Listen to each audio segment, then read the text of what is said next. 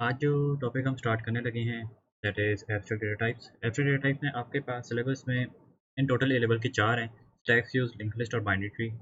Binary tree as में नहीं आता, ए2 में आता है। आपके पास एएस में यहाँ पर मौजूद स्टैक्स हैं, क्यूज़ हैं, लिंक लिस्ट है। क्यूज़ की फर्दर 2 टाइप्स हैं आपके पास, circular queue and linear Q.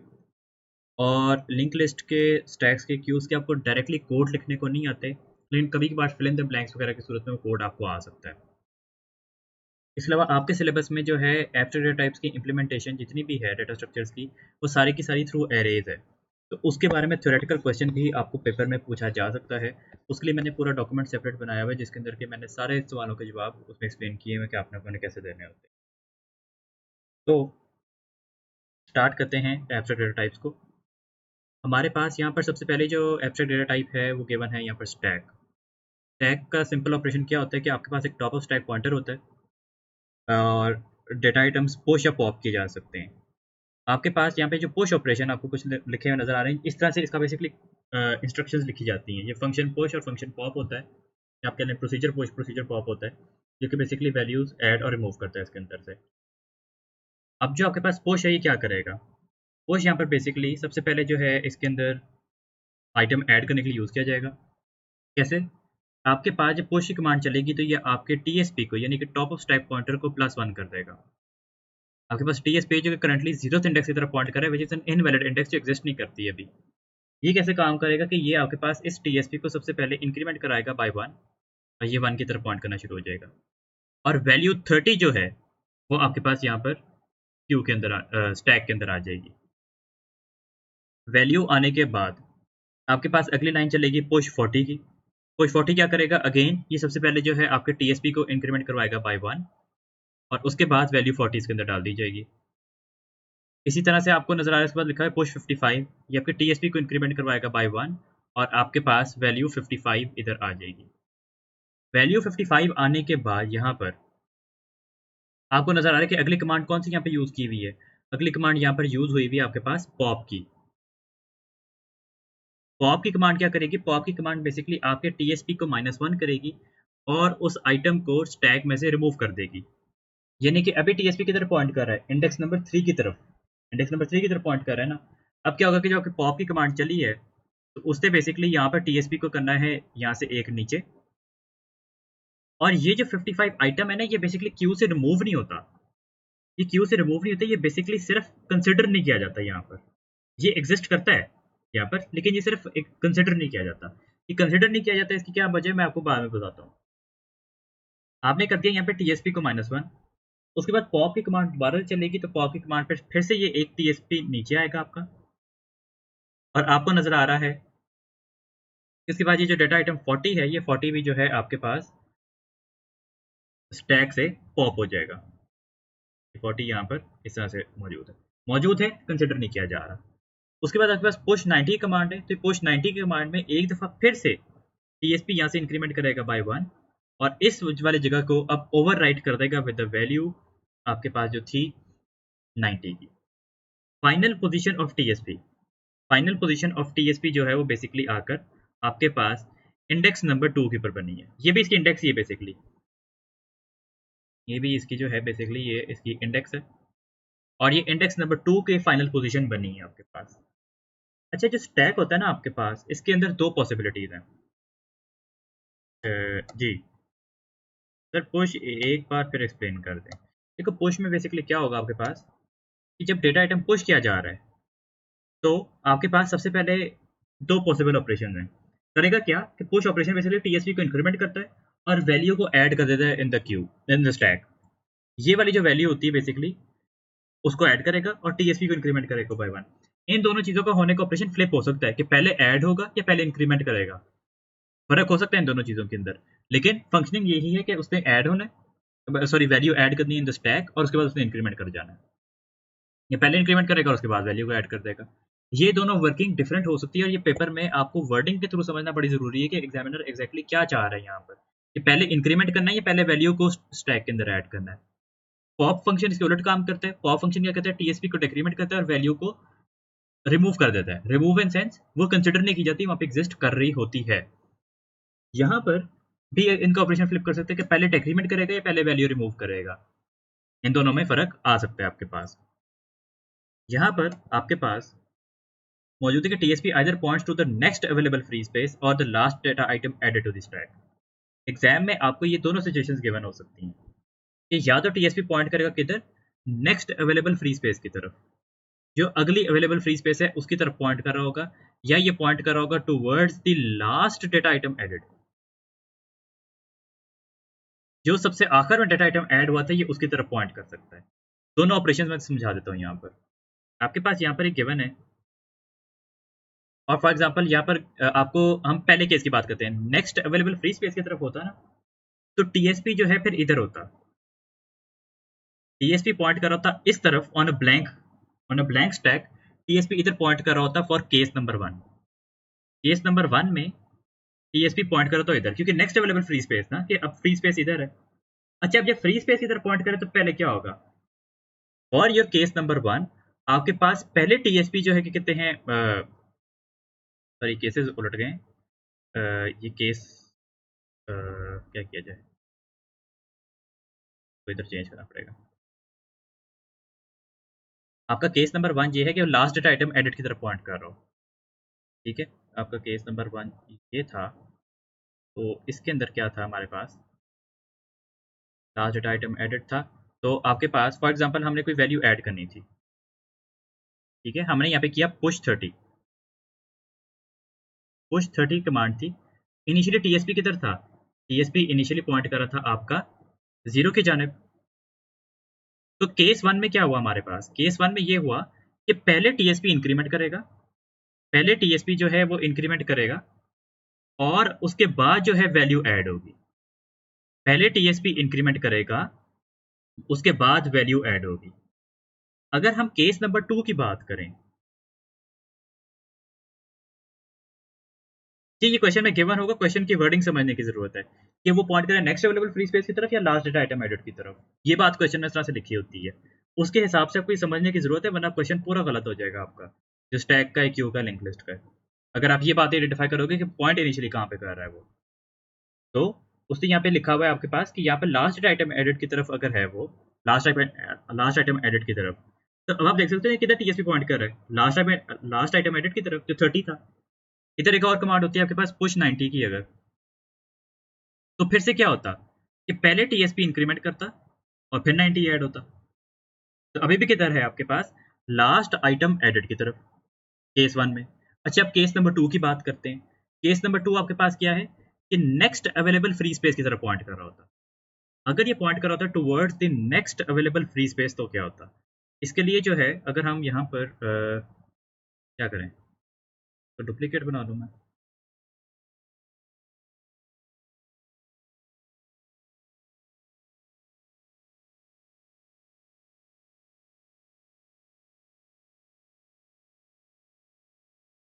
क्या आ गया, सेट कंट्रोल, ये हमारे पास केस नंबर दिया गया, ठीक है। ये वाली जो थी हमारे पास, ये था केस 1, और इधर हम डिस्कस करेंगे अब केस नंबर 2 को। अच्छा, केस नंबर 2 में अब क्या होगा, केस नंबर 2 के अंदर क्या सीन है, मैं इसको ग्रीन से रिप्रेजेंट कर देता हूँ। हमारे पास ये केस 2 की है। केस नंबर 2 में उसने क्या कहा है कि नेक्स्ट अवेलेबल फ्री स्पेस की तरफ पॉइंट कर रहा हूँ। नेक्स्ट अवेलेबल फ्री स्पेस के अंदर पॉइंट करने का क्या मतलब है कि टीएसपी इनिशियली 1 पे पड़ा होगा, टीएसपी यहाँ पर होगा। आपके पास पहले जब पुश 30 की कमांड चलेगी तो पहले डेटा आइटम ऐड होगा, उसके बाद ये इंक्रीमेंट करेगा। फिर पुश 90 की कमांड चली, पहले आइटम ऐड होगा, उसके बाद ये इंक्रीमेंट करेगा। अब आप देख सकते हैं कहाँ पॉइंट कर रहे हैं, towards the next available free space. ये पॉइंट कर रहा है आपके पास नेक्स्ट अवेलेबल फ्री स्पेस की तरफ, और यहाँ पे किधर पॉइंट कर रहा था आपके, लास्ट डेटा आइटम एडिट की तरफ। इसी तरह से अगर हम पॉप की कमांड की बात करते हैं, इन्हीं में पॉप की कमांड की बात करें, तो आप देख सकते हैं कि जब पॉप करेंगे तो पहले ये आइटम रिमूव होगा, उसके बाद एक नीचे जाएगा। इधर भी क्या होगा, इधर पहले टीएसपी -1 होगा, उसके बाद पॉप करेगा। तो ये क्वेश्चन के अंदर समझने की जरूरत है कि ये लास्ट डेटा आइटम एडिट की तरफ पॉइंट कर रहा है या नेक्स्ट अवेलेबल फ्री स्पेस की तरफ पॉइंट।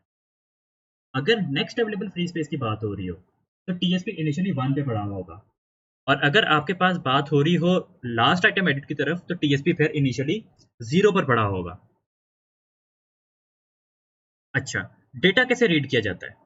डेटा बेसिकली रीड किया जाता है आपके पास एक स्टैक के अंदर। Data is read from the first item index until the TSP. Exam में अक्सर सवाल पूछा जाता है कि ये आपके पास किस तरह से डेटा रीड करता है। आपके पास जो डेटा रीड होता है in a stack, that is read from the first index until the TSP. First index से लेकर टीएसपी तक रीड करने का क्या मतलब है? आपको ये स्टैक नजर आ रही है, मैंने इसके अंदर बताया था कि 55 इस तरह से रिमूव नहीं हुआ, लेकिन टीएसपी की तरफ पॉइंट कर रहा है आपके पास 2 की तरफ। पता है इस टैग के अंदर डेटा सिर्फ 30 और 90 कंसिडर किया जाएगा, 55 को कंसिडर नहीं किया जाएगा। मैं यहाँ पर इसको मेंशन कर देता हूँ कि 55 is not considered, is not considered.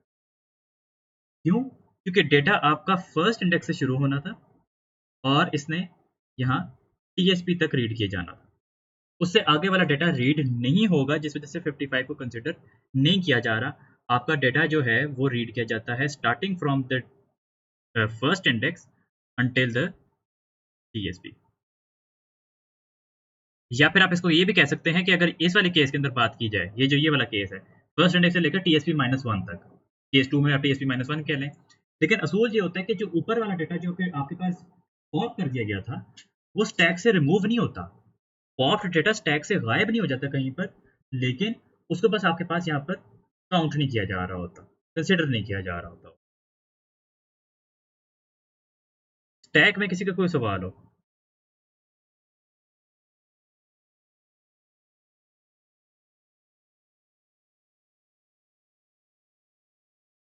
मैं सारी समरी बता देता हूँ, मैं सारी समरी शॉर्ट करके बता देता हूँ। देखो सबसे पहले समरी में आपके पास पॉइंट नंबर 1 क्या है। पॉइंट नंबर 1 ये है कि पुश ऑपरेशन क्या करेगा। पुश ऑपरेशन डेटा वैल्यू को डालता है इन द स्टैक और टीएसपी को इंक्रीमेंट कर देता है, यानी कि टीएसपी को अगले लोकेशन की तरफ ले जाता है। पॉप क्या करता है? पॉप आपके पास आइटम को रिमूव करता है और टीएसपी को एक पोजीशन नीचे ले आता है। पुश क्या करेगा? एक पोजीशन ऊपर लेकर जाएगा, वैल्यू ऐड करेगा। पॉप क्या करेगा? एक पोजीशन नीचे लाएगा और वैल्यू को रिमूव कर देगा। रिमूव करने से मुराद यहाँ पर क्या है? रिमूव करने से मुराद है कि उसको कंसिडर नहीं किया जा रहा। The value will stay in the stack, लेकिन उसको कंसिडर नहीं किया जाएगा। आपके पास जो कंसिडर्ड एरिया होगा वो सिर्फ टीएसपी तक का एरिया होगा, सिर्फ इतना एरिया कंसिडर किया। अच्छा, अगली बात ये कि आपके पास दो पॉसिबल सिनेरियोज होते हैं इसमें, कि either the TSP points to the next available free space, कि अगली जो अवेलेबल फ्री स्पेस है जहां पर अगला डेटा आ सकता है उसकी तरफ पॉइंट कर रहा होगा, या वो पॉइंट कर रहा होगा लास्ट आइटम एडिट की तरफ। केस नंबर 1 हमने लिया कि वो लास्ट आइटम एडिट की तरफ पड़ा हुआ है। उसमें क्या होगा? तो उसमें वो इनिशियली पड़ा होगा टीएसपी 0 की तरफ, टीएसपी 0 की तरफ पॉइंट कर रहा होगा। टीएसपी जो है वो 0 की तरफ पॉइंट कर रहा है आपका, और पहले क्या होगा? पहले टीएसपी इंक्रीमेंट करेगा और उसके बाद वैल्यू ऐड होगी। पहले टीएसपी ने इंक्रीमेंट किया और उसके बाद आपकी वैल्यू ऐड हो गई, फिर से इंक्रीमेंट किया, फिर से वैल्यू ऐड हो गई। पॉप करना होगा तो क्या होगा? पॉप करने में पहले वैल्यू रिमूव होगी, और फिर टीएसपी नीचे आ जाएगा। केस नंबर 2 में क्या था? केस नंबर 2 में आपकी बात हो रही थी नेक्स्ट अवेलेबल फ्री स्पेस की तरफ। उसमें ये इनिशियली इंडेक्स नंबर 1 पे पड़ा होगा, पहले वैल्यू ऐड होगी, फिर इंक्रीमेंट करेगा, फिर वैल्यू ऐड होगी, फिर इंक्रीमेंट करेगा, पहले वैल्यू ऐड, फिर इंक्रीमेंट। पॉप के अंदर क्या होगा कि पहले डिक्रीमेंट करेगा, फिर वैल्यू रिमूव होगी। ये पूरी इसकी समरी थी। अच्छा, एक और बात ये जो मैंने अभी पहले बताई थी कि data is read from the first index until the TSP. Data जो है आपके पास टीएसपी तक पढ़ा जाता है, उससे ऊपर वाला डेटा है वो रीड नहीं किया जाता। वो बेशक वहां लिखा हो बेशक ना लिखा हो, आपके पास उतने ही आइटम मौजूद होते हैं जो टीएसपी तक थे। एक और बात यहाँ पे ये होती है कि जो स्टैक होता है that follows a LIFO structure, यानी कि लास्ट इन फर्स्ट आउट। जो डेटा आइटम सबसे आखिर में अंदर जाएगा वो सबसे पहले बाहर आएगा। इसको आप एक डब्बों के ढेर की तरह समझें। आपके पास अगर 4 बॉक्सेस पाइल में पड़े हुए हैं इस तरह से, एक पाइल में है ये, ठीक है, ये है आपके पास बॉक्स नंबर 4 3 2 1। मुझे बताओ सबसे पहला बॉक्स रखा कौन सा गया था? Box number 1। सबसे आखिर में कौन सा बॉक्स रखा गया था? Box number 4। सबसे पहले कौन सा उठाया जाएगा? Box number 4। सबसे आखिर में कौन सा उठाया जाएगा? Box number. ये होता है स्टैक, है ना, ढेर। ढेर की तरह चलता है। सबसे आखिर में जो आया सबसे पहले वो निकलेगा। जिस तरह से आपके पास जो है यहाँ पर जो बेसिकली मैंने एग्जांपल आपको जैसा स्टैक की दी, इसकी एग्जांपल बस के वगैरह के थ्रू भी दी जाती है, लेकिन सबसे आसान इसकी एग्जांपल स्टैक है। स्टैक का मतलब ढेर। ढेर में क्या होता है बॉक्सेस के अंदर, जो बॉक्स आप सबसे आखिर में रखते हैं सबसे आखिर पहले वो निकाला जाता है। आपने भी देखा था कि 55 सबसे आखिर में आया था इधर, इन तीनों में देखो सबसे एंड पे 55 आया था ना, तो पॉप सबसे पहले कौन सा हुआ 55, सबसे आखिर में 55 आया, सबसे पहले पॉप भी वही हुआ। उसके बाद क्या था 40 आया था, उसके बाद कौन सा पॉप हुआ था 40 पॉप हो गया था। सबसे आखिर में जो आएगा सबसे पहले वो निकलेगा, इसे LIFO LIFO स्ट्रक्चर कहा जाता है, लास्ट इन फर्स्ट आउट। कोई क्वेश्चन किसी का इसके अंदर?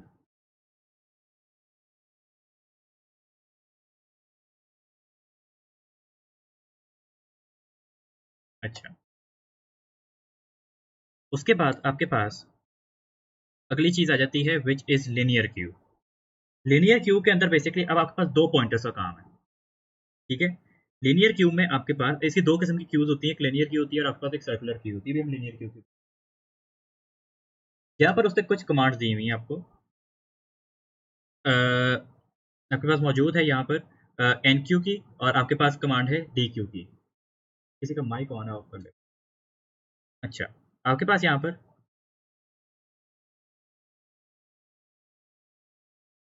अच्छा, आपके पास यहाँ पर जो है एन क्यू की कमांड मौजूद है। एन क्यू की कमांड क्या करेगी बेसिकली, एन क्यू की कमांड बेसिकली आपके ई क्यू पी यानी कि एंड ऑफ क्यू पॉइंटर को इंक्रीमेंट करती है बाय 1 और डेटा वैल्यू को ऐड कर देती है। आपको नजर आ रहा है NQ10, NQ10 आपको नजर आ रहा है, तो NQ10 बेसिकली क्या करेगा आपके लिए, NQ10 बेसिकली यहाँ पर क्यू के अंदर 10 को डाल देगा और ये इंक्रीमेंट कर देगा बाय 1। इसमें भी वो सिचुएशन है जो ऊपर हमने अभी मसला हल किया था, वो यहाँ पर भी है, लेकिन उसको हम डिस्कस करते हैं। लेकिन अभी के लिए यहाँ पे क्वेश्चन को कि आपके पास यहाँ पे क्या हुआ, NQ10 करने पर क्या होगा, EQP वैल्यू डालेगा और उसके बाद EQP इंक्रीमेंट हो जाएगा by 1, end of queue pointer increment होगा बाय 1। उसके बाद आपको नजर आ रहा है NQ20, NQ20 से क्या होगा, 20 क्यू के अंदर आ जाएगा, EQP इंक्रीमेंट कर जाएगा बाय 1। उसके बाद क्या नजर आ रहा है NQ35, तो ये 35 आपका इधर यहाँ पर आ जाएगा और ये इंक्रीमेंट कर जाएगा अगेन बाय 1। उसके बाद क्या नजर आ रहा है NQ75, तो 75 यहाँ पर आ गया और ये आपके पास फिर से इंक्रीमेंट कर गया बाय 1। अब आप देख सकते हैं कि EQP किधर पॉइंट कर रहा है, EQP पॉइंट कर रहा है फिलहाल आपके नेक्स्ट अवेलेबल फ्री स्पेस की तरफ। इसके ऊपर हम आगे डिस्कशन करते हैं कि इसमें ये कैसे ऑपरेशन काम करते हैं। FQP अब देखें, FQP बेसिकली क्या करेगा कि जब आपके पास DQ की कमांड चलती है ना, DQ की कमांड जब चलती है जब FQP प्लस 1 होता है, इधर आपके पास NQ चली तो EQP प्लस 1 हुआ, DQ की कमांड चली तो FQP प्लस 1 हुआ। कौन सा प्लस 1 होना है, इसको इस E के साथ याद रख लो, EQP प्लस 1 होता है NQ पर, DQ FQP से होता है, ऑटोमेटिकली आपको पता चल जाएगा। अब DQ लिखी हुई है, DQ पे क्या होगा, DQ पे ये होगा आपके पास कि आपके पास FQP इंक्रीमेंट करेगा, FQP इंक्रीमेंट करेगा, और अब ये वैल्यू जो है इसके अंदर कंसिडर नहीं की जाएगी एनीमोर, ये वैल्यू इसके अंदर स्टोर थी, ये वैल्यू इसमें से हट गई। उसके बाद फिर से DQ की कमांड चलेगी, DQ की कमांड चलेगी, क्या होगा आपके पास कि ये इंक्रीमेंट करेगा नेक्स्ट इंडेक्स की तरफ, यानी कि इंडेक्स नंबर 2 की तरफ आ गया, और आपके पास ये कमांड भी, ये वाली वैल्यू भी जो है अब कंसिडर नहीं की जाएगी, आपकी क्यू से DQ कर दिया गया इस 20 को। उसके बाद आपके पास कमांड दोबारा से नजर आ रही है NQ100 की, तो दोबारा से वैल्यू 100 यहाँ पर आ जाएगी और ये इंक्रीमेंट कर जाएगा बाय 1। ये था आपके पास क्यू का बेसिक ऑपरेशन, कि जिसके अंदर कि जब आप वैल्यू NQ करते हैं, वैल्यू को NQ करते हैं तो EQP प्लस 1 होता है, वैल्यू को DQ करते हैं तो FQP प्लस 1 होता है। और यहाँ पर समझने की जरूरत ये है कि आपके पास जो क्यू होती है वो एक फीफो स्ट्रक्चर फॉलो करती है, फर्स्ट इन फर्स्ट आउट। इसकी मिसाल आप ऐसा से ले लें कि जब आप मैकडॉनल्ड्स में खाना लेने गए या किसी भी जगह पे लाइन लगी हुई है, तो सबसे पहला जो उस लाइन में जाता है सबसे पहले निकलता भी वही है ना, सबसे पहला जो गया सबसे पहले वही निकल के आएगा, उसके बाद की लाइन में सेकंड नंबर पे तो सेकंड नंबर पे आता है। इसी तरह यहाँ पर है, क्या आप देख सकते हो कि सबसे पहले यहाँ पर कौन सी वैल्यू गई थी, सबसे पहले यहाँ पर वैल्यू 10 गई थी, सबसे पहले यहाँ पर वैल्यू 10 आई थी, तो सबसे पहले निकली भी कौन सी वैल्यू, वैल्यू 10। इस तरह से ही काम करते हैं आपके पास, ये होता है आपके पास first in first out. Sir EQP और FQP सेम है? नहीं, EQP end of queue pointer है, FQP front of queue pointer है, यानी start of queue pointer, end of queue pointer, front कह लें, स्टार्ट कह लें, कुछ भी कह लें। जो आपको बता रहा होता है FQP बेसिकली बता रहा होता है कि आपकी फर्स्ट इंडेक्स किधर है, सबसे पहली वैल्यू क्यू की किधर है, और EQP बता रहा होता है कि आपकी क्यू एंड किधर हो रही है, किस जगह जाके। फ्रंट बता रहे हैं, ये एंड बता रहा है, फर्क है इन दोनों में। NQ के ऊपर EQP प्लस वन होता है, जब वैल्यू डाली जाती है तो EQP प्लस वन होता है, वैल्यू रिमूव की जाती है तो FQP प्लस वन होता है। यानी कि वहां बताया जा रहा होता है कि क्यू अब इससे ऊपर आ गई है। अच्छा मुझे बताओ कि आप देखो आपके पास डेटा किस तरह से रीड किया जाएगा। इसमें डेटा बेसिकली किस तरह से रीड किया जा रहा है आपके पास, इसके अंदर डेटा रीड किया जा रहा है FQP प्लस वन से लेकर EQP माइनस वन तक। आपके पास इसमें डेटा किस तरह से रीड किया जा रहा है, आपके पास डेटा इज रेड फ्रॉम, इधर लिख देता हूँ, data is read from FQP plus one two EQP minus one. इस केस में देखो आपके पास पहला डेटा कौन सा है, जो FQP प्लस वन के बाद वाला डेटा है, यानी कि 35 वाला डेटा यहाँ से रीड किया जा रहा है, और EQP माइनस वन तक रीड किया जा रहा है। ये आपके पास जो है, ये आपके पास FQP की फाइनल पोजीशन है, और ये आपके पास EQP की फाइनल पोजीशन है। FQP प्लस वन से डेटा रीड किया जा रहा है, और EQP माइनस वन तक डेटा रीड किया जाएगा। लेकिन इसके भी अगेन केसेस हैं आपके पास। आपको ही पता है कि ये फीफो स्ट्रक्चर है, फर्स्ट एंड फर्स्ट आउट। इसमें यहाँ पर एक और सिचुएशन यहाँ पर ये आ जाती है कि जो आगे हम सर्कुलर क्यू का केस पढ़ेंगे, यहाँ पर एक और चीज मैं समझा दूं कि जैसे इसमें वैल्यूज ऐड होती चली गई, ठीक है। फॉर एग्जांपल इसमें जो है वैल्यूज दो दफा डी क्यू की गई, जिस तरह से यहाँ पर आपके पास वैल्यू डी क्यू हुई हुई थी, 10 20 डी क्यू हुआ था आपके पास। यहाँ पे 30 क्या वैल्यूज हैं, 35 30 75 100 200 210, ये वैल्यूज आ गई। आपका EQP किधर होगा, EQP मतलब मैक्सिमम पहुंच गया आपके पास, EQP एक्सीड कर गया अपनी मैक्सिमम लिमिट को, ठीक है। FQP किधर है आपका, FQP पॉइंट कर रहा है आपका नेक्स्ट अवेलेबल, इधर इधर पॉइंट कर रहा है आपका, ये आपकी FQP की पोजीशन बनी हुई है। अब यहाँ पर समझने की जरूरत है, यहाँ पर समझने की जरूरत ये है कि जब आपके पास क्यू इस सिचुएशन में आ जाती है ना, इसके अंदर मजीद डेटा वैल्यूज ऐड नहीं की जा सकती। हालांकि नीचे स्पेस अवेलेबल नजर आ रही है, नीचे स्पेस अवेलेबल नजर आ रही है, लेकिन इसमें मजीद डेटा वैल्यूज को ऐड करना मुमकिन नहीं है।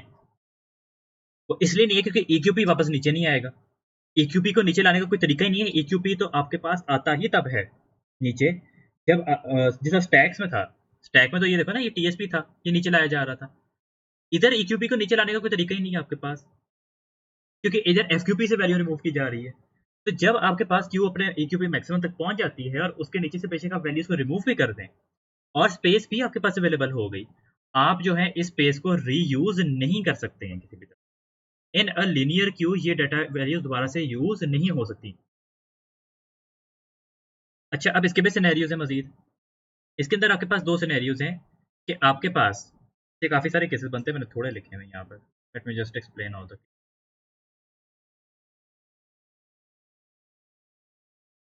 देखो आपके पास यहाँ पर डिफरेंट केसेस हैं कि केस वन आपके पास क्या बनेगा। केस वन आपके पास ये बनता है कि आपका FQP भी जीरो है, सॉरी EQP जो है वो जीरो पर है, और आपका FQP भी जीरो पर है, ठीक है।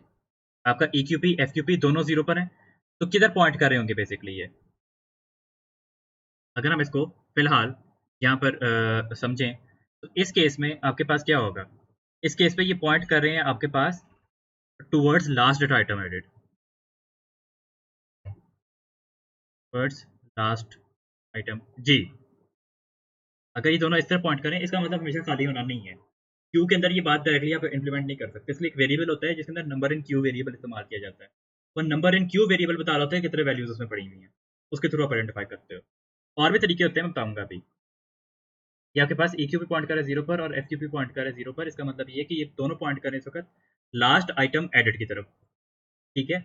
और आपके पास सॉरी EQ भी इधर पॉइंट कर रहा होगा, FQ भी इधर पॉइंट नहीं करेगा, ठीक है। आपके पास ये पॉइंट कर रहा है किसकी तरफ, ये पॉइंट कर रहा होगा लास्ट आइटम एडेड की तरफ। और FQP किधर है आपके पास, FQP फिलहाल आपके पास किधर है, FQP पॉइंट कर रहा है आपके पास जब आप इधर किया तो DQ करेंगे लास्ट आइटम रिमूव की तरफ, लास्ट आइटम रिमूव्ड की तरफ जो है ये बेसिकली आपके पास पॉइंट कर रहा होगा। अच्छा आपके पास अगर EQP 1 पे हो, और ये इसका केस बनाने की जरूरत नहीं, मैं डायरेक्टली समझा देता हूँ। अगर आपके पास EQP इनिशियली 1 पर हो, इनिशियली यानी कि इन द स्टार्टिंग आपके पास ये सीन हो कि अगर आपके पास EQP 1 पर है तो उसका क्या मतलब है कि EQP is pointing towards next available free space.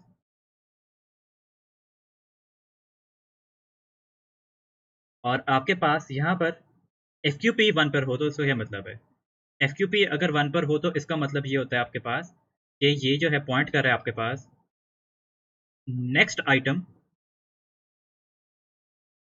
To be removed, जो अगला आइटम अभी रिमूव होना है वो उसकी तरफ पॉइंट कर रहा है। मैं ये सारे सिनेरियोज यहाँ पर करके दिखा देता हूँ। आपके पास अगर यहाँ पे कोई कमांड गिवन है, जी जी,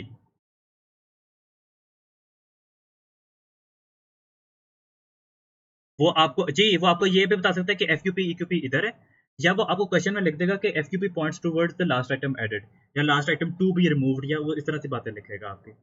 उनके थ्रू अपने आइडेंटिफाई करना होता है कि बेसिकली FQP और EQP किधर है। इन बातों को आपको एग्जाम में समझना पड़ेगा।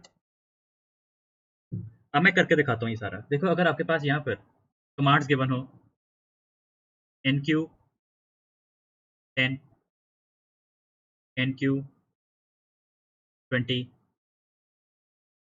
DQ, ठीक है, इससे मेरे ख्याल से इतनी कमांड से समझ आ जाएगा।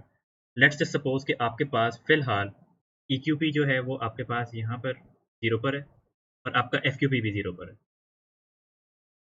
क्या होगा सबसे पहले, देखो आपके पास क्या होगा, NQ चली तो ये क्या करेगा, ये सबसे पहले 0 पे तो आइटम ऐड नहीं हो सकता, वो तो इनवैलिड इंडेक्स है आपके पास। क्या होगा कि सबसे पहले ये आपके पास यहाँ पर आ गया 1 पर, और उसके बाद वैल्यू 10 NQ हुई। उसके बाद NQ 20 चलेगी तो ये आपके पास यहाँ पर एक दफ़ा और ऊपर आई, 20 हो गई, ठीक है। ये तो केस आपके पास, और अब TQ होना है तो ये किधर पॉइंट कर रहा है, अब आप देखो ये किधर पॉइंट कर रहा है, EQP इस टाइम पर जब 0 से स्टार्ट हुआ था किधर पॉइंट कर रहा है, लास्ट आइटम एडेड की तरफ। ये लास्ट आइटम एडेड है ना, उस तरफ पॉइंट कर रहा है। अब इसकी बात का फर्क देखो, इसके अंदर अगर FQP आपके पास यहाँ पे मौजूद है, आपके पास अगर यहाँ पे DQ की कमांड चलेगी तो क्या होगा, अभी किधर पॉइंट कर रही है आपके पास, ये पहले इंक्रीमेंट करेगा और फिर ये आइटम आपके पास क्यू से रिमूव हो जाएगा।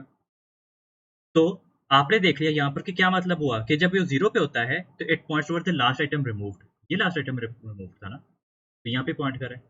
अब इसकी मिसाल एक और देखो कि अगर एक दफ़ा DQ की कमांड और चलती है, कि अगर DQ कमांड एक दफ़ा और चलती है तो इसमें क्या हो रहा है कि ये आपके पास 20 को भी रिमूव कर देगा, ये 20 को भी यहाँ से रिमूव कर देगा, क्यू खाली हो गई, क्यू आपके पास यहाँ पर खाली हो गई।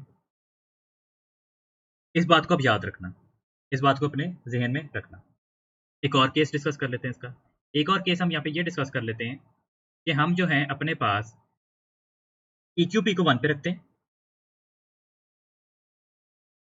EQP को 1 पे रखते हैं, FQP को 0 पे रहने देते हैं। अब देखना क्या होगा, अब पहले NQ की कमांड चलेगी तो क्या होगा, पहले NQ यहाँ पे 10 होगा, तो डेटा रिमूव हो जाए या कंसिडर नहीं होगा, कंसिडर नहीं होगा, अनलेस क्वेश्चन में स्टेटेड ना हो कि इसको रिमूव कर देना सिरे से, आपके पास कंसिडर नहीं होता बेसिकली। ये अजीब व गरीब नाम, नाम तो यार नॉर्मल रख दिया करो अपने। अच्छा, वो बेसिकली जो है यहाँ पर कंसिडर नहीं होगा।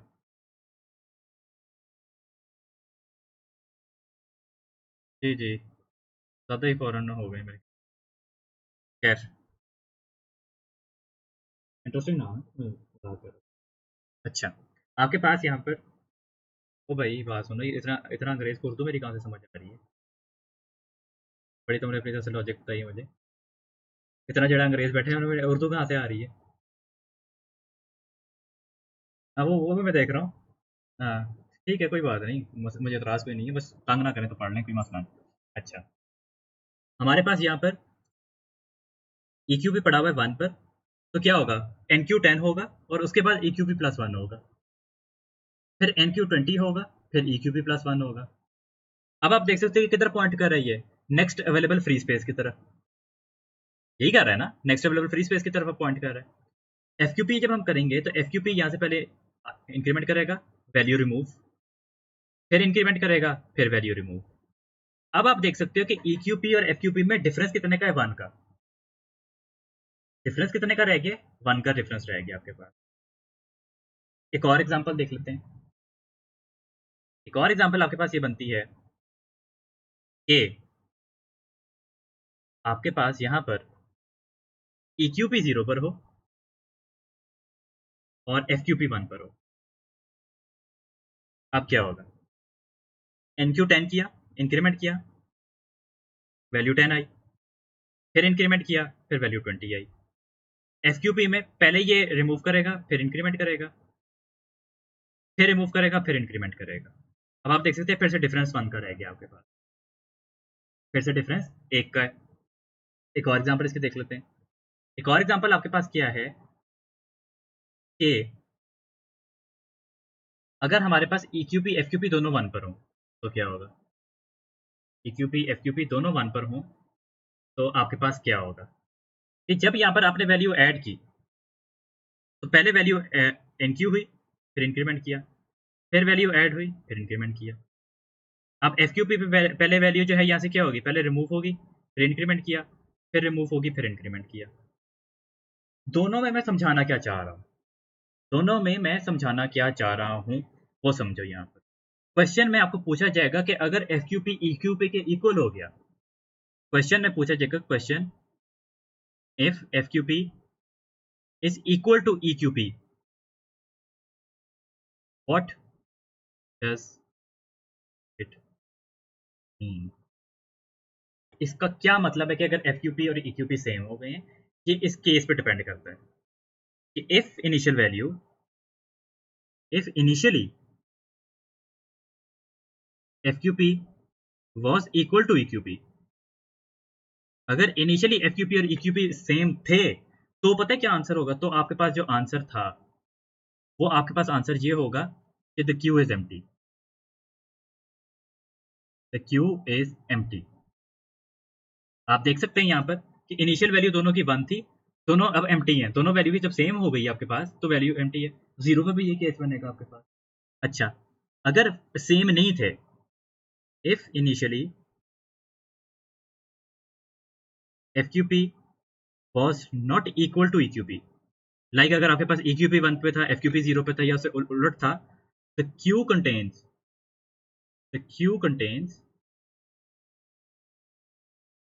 Only 1 item.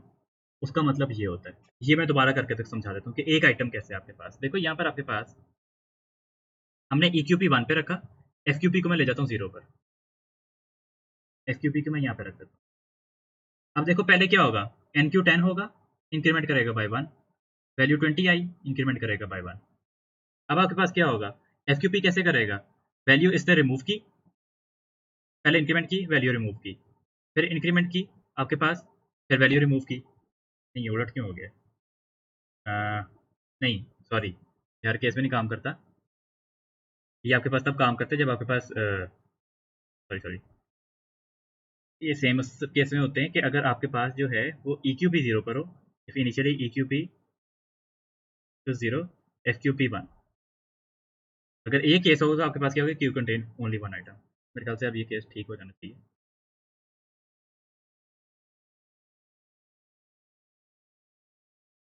आपके पास क्या होगा कि आपके पास अगर यहाँ पर EQP इधर है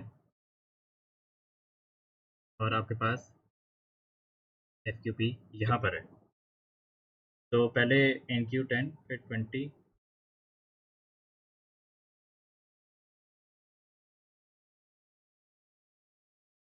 हाँ देखो अब क्या होगा कि सबसे पहले आपके पास आइटम ऐड होगा, इंक्रीमेंट किया, वैल्यू 10 ऐड हो गई, फिर इंक्रीमेंट किया, 20 ऐड हो गई। अब क्या होगा कि FQP ने वैल्यू रिमूव करनी है, वैल्यू रिमूव की, फिर इंक्रीमेंट किया। अब देखो FQP और EQP सेम है, एक वैल्यू पड़ी हुई है क्यू के अंदर। यहाँ पर सर अगर EQP 0 है देन कौन सी चीज़ रिमूव कर दी आपने? कॉज EQP 0 था मतलब कुछ नहीं था। मैं इनिशियली बात की है, initially in the start of the algorithm. मैं इन बातों को बेसिकली रेफर कर रहा हूँ कि ये पोजीशंस क्या थी उनकी। ये पार्ट आपने क्वेश्चन में नहीं लिखना, आंसर में नहीं लिखना, सॉरी, आपने सिर्फ ये लिखना है। ये बात मैंने सिर्फ समझाने के लिए की है कि ये इन बातों को रेफर कर रहा है। कि अगर F Q P is equal to E Q P, यानी कि अगर E Q P was pointing towards the last item added and F Q P was pointing towards the last item removed, और the EQP was pointing to the next available free space and FQP was pointing towards the next item to be removed, then it means कि जब वो same हुए हैं तो the queue is empty। ये पूरी बात का मतलब है, हमने शॉर्ट करके लिखने के लिए की है। ठीक हो गया? किसी को इसमें कोई क्वेश्चन समझ तो नहीं आया होगा मुझे पता है, वैसे कोई क्वेश्चन पूछ। ठीक है, बाकी सबको भी आ गया, क्लियर है ये? हाँ, आपको क्लियर है?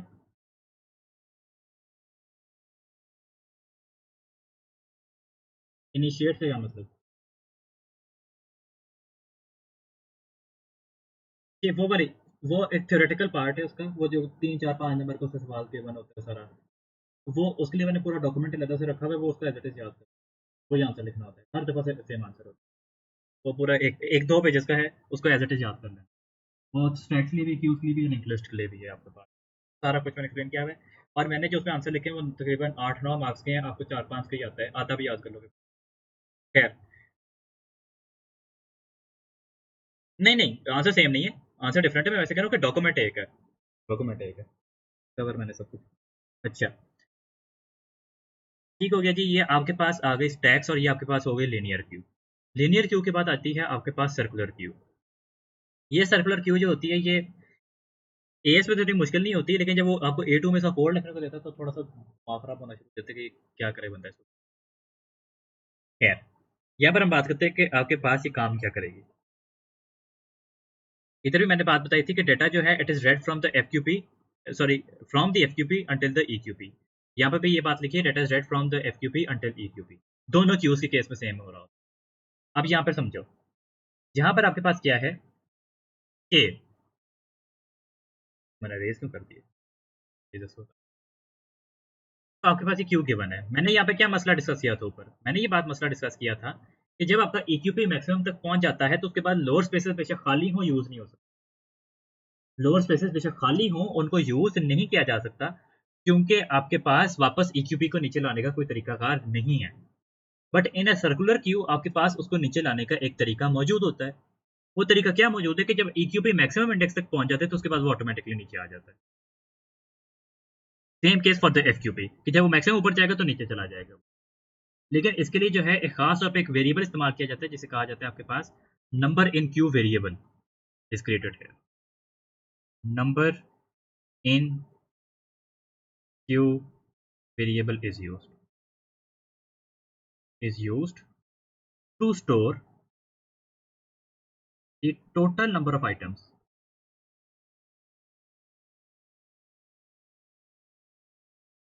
present in the queue, in the circular queue। इस आपके पास जो है कि कहते हैं वेरिएबल की अहमियत इसलिए क्योंकि सर्कुलर ऑपरेशन इस वेरिएबल के बगैर नहीं हो सकता।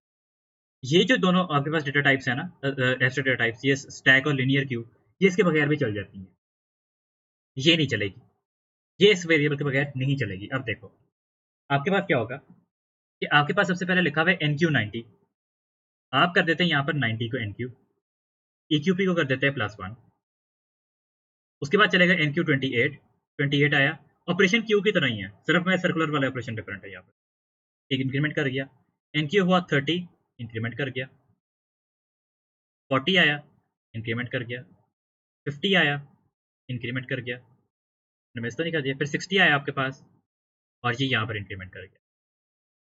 ठीक है, ई क्यू पी की अभी फिलहाल आपके पास पोजीशन ये बन रही है। अब देखो उसके बाद क्या आया, डी क्यू आया। डी क्यू में क्या होगा आपके पास कि ये वाली आइटम आपके पास रिमूव हो गया, ठीक है, और इसकी जगह आपके पास यहाँ पर मतलब इसको कंसिडर नहीं किया जा रहा, यहाँ पे आपके पास आ गया, और एफ क्यू पी इंक्रीमेंट कर गया बाय 1। उसके बाद दोबारा डी क्यू चला, क्या होगा कि आपके पास 28 डी क्यू हो गया, ये इंक्रीमेंट कर गया बाय 1, यानी कि ये वाला आइटम आपके पास डी क्यू हो गया। ठीक है, अब देखो अब क्या होगा कि उसके बाद जब एन क्यू 70 चला, एन क्यू 70 जब चला तो 70 यहाँ पर एन क्यू हुआ। अब ये इंक्रीमेंट नहीं कर सकता मजीद ऊपर, खत्म हो गई ना। लेकिन नंबर इन क्यू वेरिएबल में क्या स्टोर होगा आपके पास, वो जो वेरिएबल था, जब मैं इसको for number in Q number in queue variable में पता है इस वक्त क्या वैल्यू है? Number in queue variable value है 1 2 3 4 5 5। इसकी वजह से टोटल इंडेक्स इतनी है 7। यहाँ पर वैल्यू क्या स्टोर्ड है 5। उसको पता है कि नीचे 2 स्लॉट्स एम्प्टी हैं। 2 स्लॉट्स एम्प्टी होने की सूरत में ये EQP वापस यहाँ पे नीचे आएगा। ये वापस इंडेक्स नंबर 1 की तरफ आएगा और अगली वैल्यू जो 80 है ना, 80 वैल्यू वो यहाँ पर स्टोर होगी और ये यहाँ पर इंक्रीमेंट करेगा बाय 1 और उसके बाद आपको वैल्यू यहाँ पर जो है 90 वैल्यू यहाँ पे स्टोर हो जाएगी। अब आप देख सकते हो यहाँ पर कि यहाँ पर आकर 90 स्टोर हो गई है और आपका EQP की फाइनल वैल्यू, ये आपके पास EQP की फाइनल लोकेशन है। अब जो है यहाँ पर इस सिचुएशन में अब EQ इसके अंदर नंबर इन क्यू वेरिएबल के अंदर वैल्यू जो है ना 7 स्टोर होगी, जिसके बाद किसको पता चल जाएगा कि आपके पास मजीद गुंजाइश नहीं है यहाँ पर मजीद वैल्यूज को ऐड करने की। लेकिन DQ की कमांड फिर भी एग्जीक्यूट हो सकती है कि वैसे से चलता रहेगा और जब यहाँ पर से रिमूव कर देगा तो उसके बाद वो भी वापस नीचे आ सकता है। सर्कुलर ऑपरेशन FQP भी कर सकता है, EQP भी कर सकता है कि जब वो वहां पर मैक्सिमम पहुंचेगा तो वो नंबर इन क्यू वेरिएबल को चेक करेगा। अगर नंबर इन क्यू वेरिएबल इसको इस बात की इजाजत दे रहा है कि नीचे मजीद अभी कैपेसिटी है तो वो वापस सर्कुलर ऑपरेशन करके नीचे लाकर वैल्यू को ऐड करता है, वापस से फर्स्ट इंडेक्स की तरफ वो वैल्यू को दिखाएगा। अब इसके अंदर भी जो है आप डायरेक्टली ये बात नहीं सर्टन कर सकते अपने पास कि आपको जो है जो ये मैंने कैलकुलेशंस करके दिखाई थी ना, यही कैलकुलेशंस बेसिकली आप यूज कर सकते हो FQP और EQP के वैल्यूज को डिटरमिन करके आंसर्स देने के लिए कि कौन सी वाली वैल्यू बेसिकली आपको क्या रिजल्ट दे रही होगी। यहाँ पर ये सर्कुलर ऑपरेशन समझ आ गया इसका?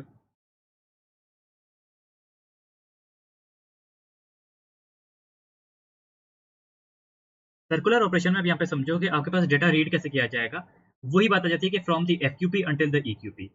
FQP की तरह आपका यहाँ पे डेटा के साथ जुड़ के 30 40 50 60 70 80 90 इस तरह से डेटा रीड किया जाता है आपके पास इस पे। इसलिए आपके पास देखो इंक्रीजिंग ऑर्डर में ही है ना, वैसे तो ये नीचे ऐड हुई है वैल्यू, लेकिन data is read from the FQP until the EQP 30 40 50 60 70 80 90 इस तरह से रीड किया हमने तो आपके पास सीक्वेंस अभी भी डेटा का करेक्ट रहा। ये सर्कुलर क्यू है, समझ लो कि ये घूम के दोबारा से चलती है नीचे की तरफ से। आप DQ करते करते वैल्यूज वापस ले जाते हैं, FQP दोबारा से नीचे आ जाता है, EQP दोबारा ऊपर चला जाता है। इसमें सर्कुलर ऑपरेशन इसलिए है बिकॉज जब आपके पास यहाँ पे FQP और EQP ऊपर चले जाते हैं नॉर्मल क्यू तो ये वापस नीचे नहीं आ पाते।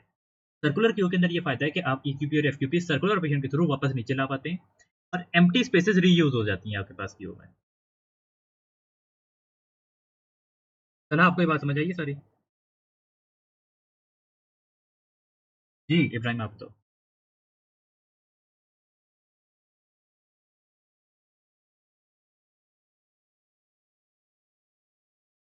जी बस वही इंक्रीमेंट करेगा। जी उसके बाद number in queue variable is used to store the total number of items present in the circular. ये नंबर इन क्यू वेरिएबल इसलिए यूज करना पड़ता है आपको क्योंकि अब आपके पास FQP EQP रुकते नहीं है, गोल गोल घूमते रहते हैं, तो वैल्यूज ओवर राइट ना हो जाए इसलिए नंबर इन क्यू वेरिएबल का इस्तेमाल यहाँ पर आपको लाना पड़ता है इन द सर्कुलर क्यू। उसके बाद आखिरी टाइप जो आपके पास एब्स्ट्रैक्ट डेटा टाइप की रह जाती है that is a link list. Link list आपके पास AS पे बहुत सिंपल सी है, इसके अंदर कोई ज्यादा मुश्किल नहीं है सिवाय इसके डायग्राम को समझने की बहुत ज्यादा जरूरत। लिंक लिस्ट के आपके पास दो हिस्से होते हैं। ये जो डब्बा है जो सिगरेट नुमा लग रहा है, कोई सिगरेट नहीं है, ये आपके पास नोट कहलाता है इसका। इसके दो हिस्से होते हैं, एक डेटा एरिया होता है और एक इसको पॉइंटर एरिया होता है। डेटा क्या करता है, डेटा वैल्यू को स्टोर करता है जो उसमें डालनी है और pointer points to the next data value. Pointer basically अगली डेटा वैल्यू को पॉइंट कर रहा होता है। आपके पास क्वेश्चन के अंदर इस तरह से गिवन होगा कि आपके पास ये अल्फाबेट्स गिवन है और ये एक 2D अरे के अंदर स्टोर किया जाता है, ये एक 1D अरे के अंदर विद रिकॉर्डेड टाइप स्टोर किया जाता है। या तो ये आपके पास एक 2D अरे है, ये जो दो बनी है साइड पर, ये पर्पल कलर में, या फिर आपके पास जो है कि कहते हैं 1D अरे होगी जिसके रिकॉर्डेड टाइप स्टोर्ड है, दो एलिमेंट्स डेटा एंड पॉइंटर। और ये जो इस तरह से डायग्राम बना हुआ है ना, वो कहते हैं कि इस डायग्राम को कंप्लीट करो with the help of this side table.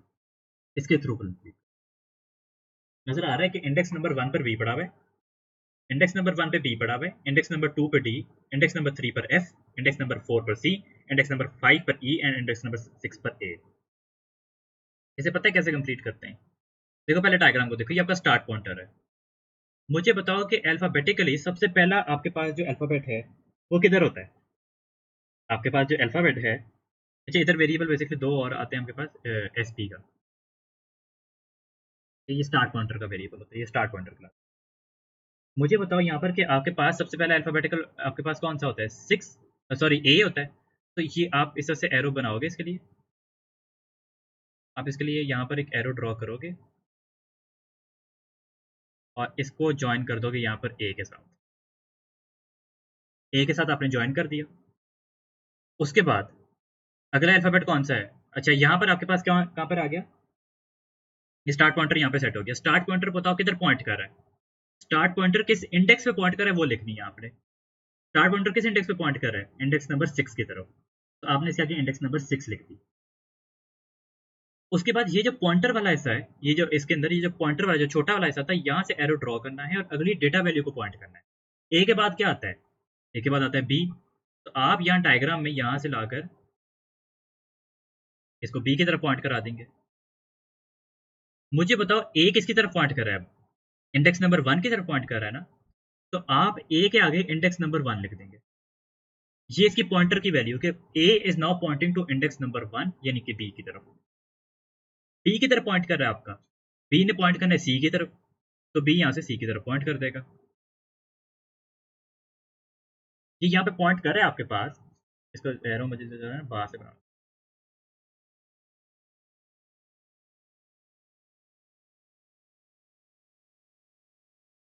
B C की तरफ पॉइंट कर रहा है।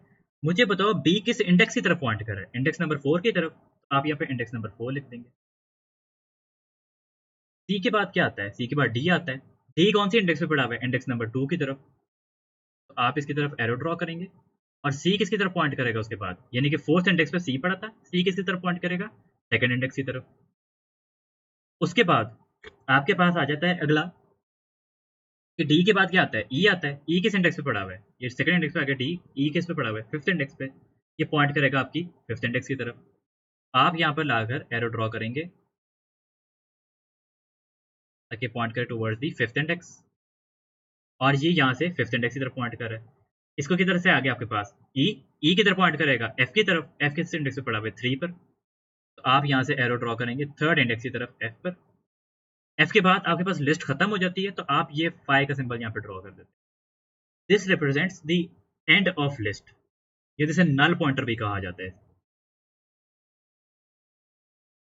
इसके बाद आपकी लिस्ट खत्म हो गई है। कैसे रीड किया जाता है मैं दोबारा बता देता हूँ। स्टार्ट पॉइंटर से शुरू करेंगे। स्टार्ट पॉइंटर से आपके पास शुरू किया जाएगा ब्लैक वाला पेन की तरह। स्टार्ट पॉइंटर से शुरू किया। स्टार्ट पॉइंटर पे क्या वैल्यू पड़ी हुई है? तो क्या वैल्यू पड़ी हुई है? ए। ए का उसे किधर पॉइंट कर रहा है? 1 की तरफ। 1 पे क्या है आपके पास? बी। बी की तरफ पॉइंट कर रहा है 4 की तरफ। 4 की तरफ क्या है? सी। सी किस पे पॉइंट कर रहा है? 2 की तरफ। 2 पे क्या पड़ा हुआ है? डी। 2 डी किस तरफ पॉइंट कर रहा है? 5 की तरफ। 5 पे क्या पड़ा हुआ है आपके पास? ई। ई किसकी तरफ पॉइंट कर रहा है? एफ की तरफ। एफ पे क्या पड़ा हुआ है? 5। आप देख सकते हैं कि इन पॉइंटर्स के जरिए हमने इसको अल्फाबेटिकल ऑर्डर में लाया है। पहले अल्फाबेटिकल ऑर्डर नहीं था, लेकिन with the values of this pointer हमने इसको अल्फाबेटिकल ऑर्डर में हम लेकर आ सके हैं। दोबारा देखो, ए पॉइंट कर रहा है टुवर्ड्स 1। 1 पे आपके पास क्या पड़ा हुआ है? बी। बी किसकी तरफ पॉइंट कर रहा है? 4। 4 पे क्या पड़ा हुआ है आपके पास? सी। सी किसकी तरफ पॉइंट कर रहा है? 2। 2 पे पड़ा हुआ है आपके पास डी। डी किसकी तरफ पॉइंट कर रहा है? 5। 5 पे क्या पड़ा हुआ है आपके पास? ई। ई किसकी तरफ पॉइंट कर रहा है? 3। 3 पे क्या पड़ा हुआ है आपके पास? एफ। एफ आपकी तरफ पॉइंट कर रहा है कि खत्म हो गया। ये जो अल्फाबेटिकल ऑर्डर में नहीं था सारा कुछ, हम इसको इन पॉइंटर्स के जरिए अल्फाबेटिकल ऑर्डर में ले आए। लिंक लिस्ट यहाँ पे समझ आ गई।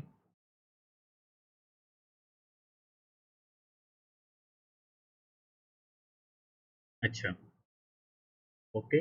उसके बाद जो है कि कहते हैं आपके पास जो थ्योरेटिकल पार्ट था इसका वो खत्म हो गया। मैं आप लोगों को इधर व्हाट्सएप ग्रुप में शेयर कर दूँ ये जो पीडीएफ है, और उसके बाद फिर मैं वो खोल देता हूँ जो थी, क्या नाम था, जो दूसरा डॉक्यूमेंट था इसका, use of arrays and entities, वो मैं शेयर कर दूँ। तो आप 2 मिनट की ब्रेक ले सकते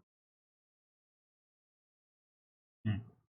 अब बात करते हैं हम यहाँ पर use of arrays in ADTs होना चाहिए था खैर। ADTs pseudo code in syllabus. अच्छा, हम बात करते हैं यहाँ पर use of arrays in ADTs के ऊपर कि why a link list is better than arrays, या how is a link list useful for storing data. ये वो सवाल ये 4 सवाल हैं आपके। ये देखो जो आप कह रहे थे, पॉइंट आउट कर रहे थे मुझे, कि सबसे पहले उसने कहा था लिंक लिस्ट भी implemented using arrays, stack implementation using arrays, queues की इम्प्लीमेंटेशन यूजिंग एरेज, और आपके पास चौथा ये कि लिंक लिस्ट बेहतर किस तरह से है फॉर स्टोरिंग डेटा। सबसे पहले बात करते हैं हमारे पास कि how is a link list better than array, या फिर किस तरह लिंक लिस्ट यूजफुल है डेटा स्टोर करने के लिए। बेसिकली आपके पास यहाँ पर क्या होता है कि आपके पास पॉइंटर्स इस्तेमाल किए जाते हैं to use to determine the location of data, एक mark. To update every data value, only the pointers need to be rearranged. आपके पास सिर्फ पॉइंटर्स को रीअरेंज करना पड़ता है आपके पास सीक्वेंस चेंज करने के लिए, वैल्यू अपडेट करने के लिए। डेटा वैल्यूज खुद से मूव नहीं करती हैं आपके पास, ये दूसरा पॉइंट। बबल सॉर्ट में पता है ना, बबल सॉर्ट में वैल्यूज खुद से मूव करती हैं आपके पास जब आप डेटा को सॉर्ट कर रहे होते हो। यहाँ पर सिर्फ पॉइंटर्स हैं। It is easier to add and delete data and maintain the correct sequence in a link list. आपके पास डेटा ऐड करना, डिलीट करना, उसका करेक्ट सीक्वेंस मेंटेन करना ईजियर होता है in a link list as compared to an array. ये आपके पास 3 मार्क्स के पॉइंट्स हैं, 3 से 4 मार्क्स आपको इसके दे दिए जाएंगे डिपेंडिंग ऑन पेपर आसान है या मुश्किल। ये आपके पास पॉइंटर्स इस्तेमाल किए जाते हैं डेटा की लोकेशन डिटरमिन करने के लिए। तो update any value, pointers need to be, only the pointers need to be rearranged. Only लफ्स ये जो इंपॉर्टेंट है। It is easier to add and delete data and maintain its correct sequence in a link list. आपके पास data add करना और delete करना आसान होता है, और उसका करेक्ट सीक्वेंस मेंटेन करना भी लिंक लिस्ट के अंदर आपके लिए ईजी होता है। उसके बाद आ जाती है, इसमें कोई सवाल किसी का नहीं। उसके बाद कहते हैं कि how link list B implemented using arrays. आपके पास लिंक लिस्ट से इम्प्लीमेंट होती है एरेज के जरिए। आपके पास सबसे पहले क्या किया जाएगा, इन तीनों में से कोई एक चीज की जाएगी। जो डबल स्लैश लगा हुआ है इसका मतलब है कि इन तीनों में से कोई एक चीज करनी है। पहली पॉसिबिलिटी क्या है, declare 2 1D arrays, one for data and one array for pointer. 2 arrays बना लें अपने पास 1D एरेज, एक एरे में डेटा स्टोर होगा, एक पॉइंटर स्टोर होंगे। या एक 2D एरे स्टोर कर दी जाए जिसपे के 2 कॉलम्स होंगे, column 1 will be used for pointer and 1 for data. या तीसरा आपके पास जो है तरीका ये कि define a record data type with 2 variables, 2 variables की रिकॉर्ड डेटा टाइप बनाई जाए, एक डेटा के लिए और एक पॉइंटर के लिए, and store it in a single 1D array. इन सारी चीजों में से किसी भी एक चीज को आपको लिखना पड़ेगा डिपेंडिंग ऑन के क्वेश्चन में किस तरह से बताया गया आपको। या अगर अपनी मर्जी करनी है तो भी आप, और इसके आपको 2 मार्क्स दिए जाएंगे। इनमें से कोई एक चीज लिखने के, या ये लिख लो कि 2 एरेज बनाएं, 2 1D एरेज, एक में डेटा डाल दें, एक में पॉइंटर डाल दें, उनकी इंडेक्स उनको लिंक करी होगी। या फिर आप यहाँ पर जाके कहते हैं एक 2D एरेज बना लें जिसके अंदर के 2 कॉलम्स हो, कॉलम 1 जो है आपके पास डेटा के लिए, कॉलम 2 पॉइंटर के लिए। या तीसरा आप यहाँ पे ये लिख सकते हैं कि रिकॉर्ड डेटा टाइप हो जिसके 2 एलिमेंट्स हो, लाइक एट्रीब्यूट्स हो, पॉइंटर और डेटा, और वो दोनों जो है आप एक सिंगल 1D एरे में स्टोर कर लें। इन चीज के आपको लिखने के आपको 2 मार्क्स दिए जाएंगे। उसके बाद in the array elements of the same index represent one node. Elements of the same index represent one node. आपके पास यहाँ पे ये एरे बनी हुई है। फॉर एग्जांपल आपके पास ये, मैं तीनों सिनेरियोज में एक्सप्लेन कर देता हूँ यहाँ पर, कहीं मुझे ड्रॉ करने थे। आपके पास ये बना हुआ है इस तरह से, और यहाँ पर आपके पास इसके अंदर जैसे सेक्शन, चाहे आप इसको इस तरह से समझ लो कि ये 2 एरेज है, या एक 1D एक 1 2D एरे है, यानी कि एक 2D एरे है। या फिर आप इसको ये समझ लो कि ये यहाँ पर एक 1D एरे है जिसके अंदर रिकॉर्ड डेटा टाइप के 2 हिस्से बने हुए हैं, जिसमें से कि एक हिस्सा, तीनों केसेस में एक हिस्सा डेटा के लिए यूज किया जा रहा है और एक हिस्सा पॉइंटर के लिए। याद रहे कि आपके पास जो एक इंडेक्स पे वैल्यू पड़ी हुई है ना, एक इंडेक्स की दोनों वैल्यूज एक नोड को रिप्रेजेंट कर रही हैं, यानी कि ये डेटा और ये पॉइंटर बेसिकली इसी इंडेक्स की वैल्यूज है। यहाँ पे अगर ए पड़ा हुआ है, यहाँ पे आपके पास 3 पड़ा हुआ है, तो ये बेसिकली आपके पास एक ही नोड की वैल्यूज है। वो जो एक नोड बना हुआ था बॉक्स था, ये उनकी वैल्यूज जो है बेसिकली यहाँ पे represent. In the array, elements of the same index represent one node. Declare variables for free node pointer and start pointer and null pointer. ये लिखने का 1 नंबर दिया जाएगा, ये लिखने का 1 नंबर दिया जाएगा कि ये 3 वेरिएबल आपके पास डिक्लेयर किए जाएंगे। फ्री नोड पॉइंटर बता रहा था कि अगला अवेलेबल नोड कौन सा है। स्टार्ट पॉइंटर बता रहा था कि स्टार्ट ऑफ लिंक लिस्ट का है। नल पॉइंटर बता रहा था कि एंड ऑफ लिंक लिस्ट का है। Free list pointer points towards the next available space to store data. Free pointer क्या करेगा आपके पास, नेक्स्ट अवेलेबल फ्री स्पेस की तरफ पॉइंट करेगा, इसका 1 मार्क आपको दिया जाएगा। Start pointer point towards the first node in the link list, ये आपके पास फर्स्ट नोड की तरफ पॉइंट कर रहा होगा। Null pointer point towards the end of the link list, ये आपके पास end of the link list की तरफ पॉइंट कर रहा होगा। Different subroutines and modules can be used to add, search and delete data. ये भी आपको जो है 1 से 2 मार्क्स आपको आएगा, यानी 2 3 4 5 6 7 8 9 मार्क्स है ये आपके पास आंसर लेगा, 8 से 9 मार्क्स। कि आपने क्या करना है, एक लिंक लिस्ट की इंप्लीमेंटेशन यूजिंग एरेज किस तरह से होगी आपके पास, कि आपके पास एक ऐसी एरे का सेटअप बनाया जाएगा कि आप उसमें दो वैल्यू स्टोर कर सकते हैं। दो 1D एरेज बना लें, एक 2D एरे बना लें, या एक एरे बना लें 1D जिसके अंदर रिकॉर्ड डेटा टाइप स्टोर करेंगे दो एट्रीब्यूट्स की। दोनों एट्रीब्यूट्स में से ये भी बताने कि वो करेंगे क्या, एक डेटा स्टोर करेगा, एक पॉइंटर स्टोर करेगा। इसके आपको 2 से 3 नंबर दिए जाएंगे इस बात के। Elements of the same index represent one node. 3 variables declare किए जाएंगे, free node pointer, start pointer, null pointer. Free node pointer point करेगा नेक्स्ट अवेलेबल स्पेस की तरफ, स्टार्ट पॉइंटर पॉइंट करेगा फर्स्ट नोड, नल पॉइंटर करेगा at the end of the link list. और different subroutines and modules can be used to add, search and delete data. बस ये बात आपने लिखनी है, तो आपके पास लिंक लिस्ट की इंप्लीमेंटेशन 100% एक्सप्लेन होगी। सर ये एमएस जी बिल्कुल एमएस के पॉइंट्स हैं। जिन स्टूडेंट्स ने मेरे पास पेपर 1 पढ़ा हुआ है, पेपर 3 पढ़ा हुआ है, जिन स्टूडेंट्स ने, उनको ये बात पता है कि मैंने हमेशा एमएस से पढ़ा है। थ्योरेटिकल पार्ट में, थ्योरेटिकल पार्ट आपको पढ़ना ही एमएस से चाहिए, क्योंकि वो एक्जैक्टली वो चीज़ है जो एग्जामिनर आपको चाह रहा है। ये यहाँ पे मैंने ये चीज़ पे ठीक हो गया यहाँ तक। इब्राहिम आप ये बेसिकली ये चीज़ एक्सप्लेन करवाना चाह रहे थे ना, समझ आ गई है इधर पार्ट। अच्छा, उसके बाद आपके पास आ जाता है अगला पार्ट कि how is stack implemented using array. Stack implementation using arrays कैसे होती है। आपके पास एक 1D array of type of data stored declare की जाती है। स्टैक में क्या होता है कि आपके पास एक 1D एरे बनाई जाती है उस डेटा टाइप की जो कि आपने स्टोर करना है, इंटीजर स्टोर करना है, स्ट्रिंग स्टोर करने हैं, उस डेटा टाइप की बनाई जाएगी। इस चीज़ का आपको एक नंबर दे दिया जाए। Number of elements of the array are defined which represent the size of the required stack. आपके पास number of elements of the array बताए जाते हैं कि कितने एलिमेंट्स के अंदर बनाने हैं, 5 एलिमेंट्स, 10 एलिमेंट्स, 100 एलिमेंट्स, क्योंकि उसका साइज आइडेंटिफाई करके आपको बता रहा होता है। उसके बाद आपको बताया जाता है कि declare a variable top of stack, TSP, stack pointer, TSP, PTR, इनमें से कोई भी नाम रख सकते हैं आप, सारों का मतलब एक है, यानी टीएसपी बनाना है आपने। Declare variable TSP which represents the next available index in that array, जो रिप्रेजेंट करी होगी next available index of that array को, अगली अवेलेबल स्पेस को जो है ये पॉइंट करी होगी। Total length of stack stored in the variable stack length which represents the maximum length of the stack. इसके अंदर एक वेरिएबल बनाया जाता है स्टैक लेंथ का, जो कि बता रही होगी कि मैक्सिमम पॉसिबल लेंथ कितनी है स्टैक की, यानी कि कितने आइटम इसमें आ सकते हैं। इन 3 चीज़ों को लिखने का आपको 3 मार्क्स दिए जाएंगे आपको। The TSP is used as an index to store data value. TSP को एरे की इंडेक्स की तरह इस्तेमाल किया जाता है ताकि आप वैल्यूज इसमें ऐड कर सकें। ये बात बड़ी ज़रूरी है याद रखने के लिए कि इसको बेसिकली टीएसपी को एज एन एरे इंडेक्स इस्तेमाल किया जाता है, यानी कि जो स्टैक है, स्टैक अगर एरे का नाम हो तो उसके यहाँ पर आपके पास टीएसपी इंडेक्स में दिया जाता है और फिर उसको वैल्यू असाइन की जाती है। तो ये वैल्यू जाकर आपके पास पुश हो जाएगी। पुश फंक्शन में ये चीज़ हो रही होती है बेसिकली। स्टैक वो एरे होती है, टीएसपी इंडेक्स के तौर पर दिया जाता है as an index to store the data values. Every time the data is added, यानी कि pushed, the TSP is incremented until it reaches the stack length, meaning the stack is now full. यानी कि तब तक increment होता रहता है जब तक कि वो मैक्सिमम इंडेक्स तक नहीं पहुंच जाता। Every time the data value is removed, एक सेकेंड,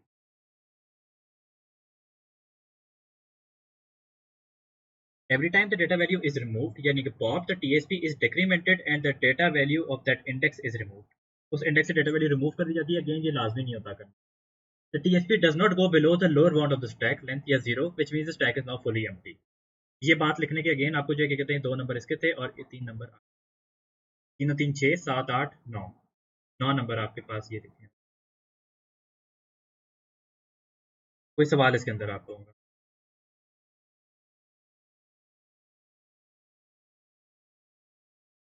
नहीं, ये S1 की जैसे अटेंडेंस कम हुई हुई इतनी ज़्यादा। खैर, उसके बाद जो है आपके पास आ जाता है कि how can arrays be use to implement a circular या लिनियर क्यू यूजिंग एरेज। आपके पास सॉरी ये सर्कुलर क्यू या लिनियर क्यू आपके पास किस तरह से जो है एरेज के साथ इम्प्लीमेंट की जा सकती है। इसमें क्या किया जाएगा, एक एरे डिक्लेयर की जाएगी of the required length of Q and data type of which the values will be stored.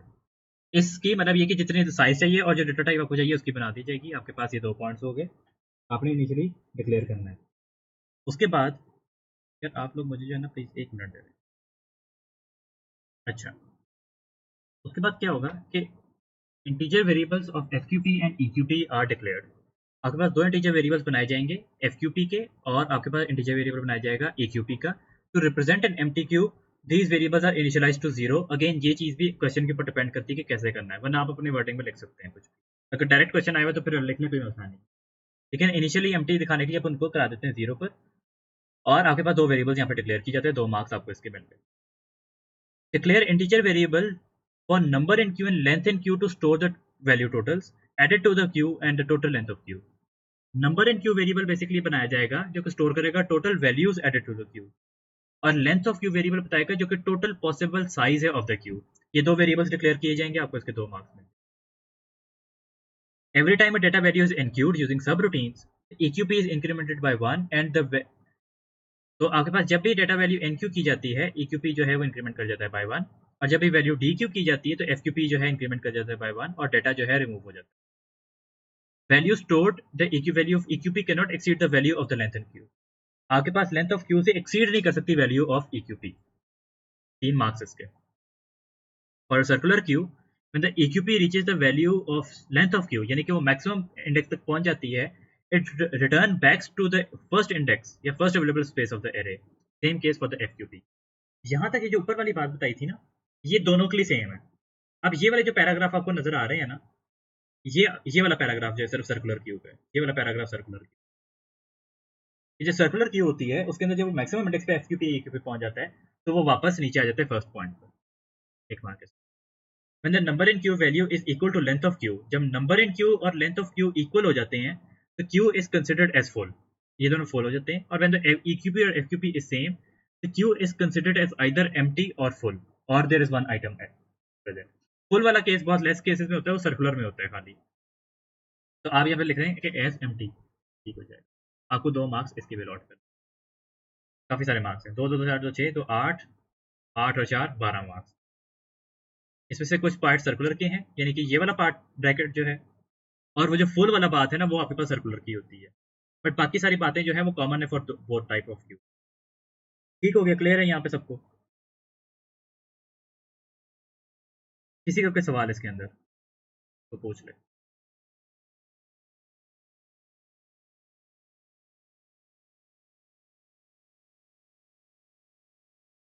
No? जी जी जी जी, तला बताओ आप।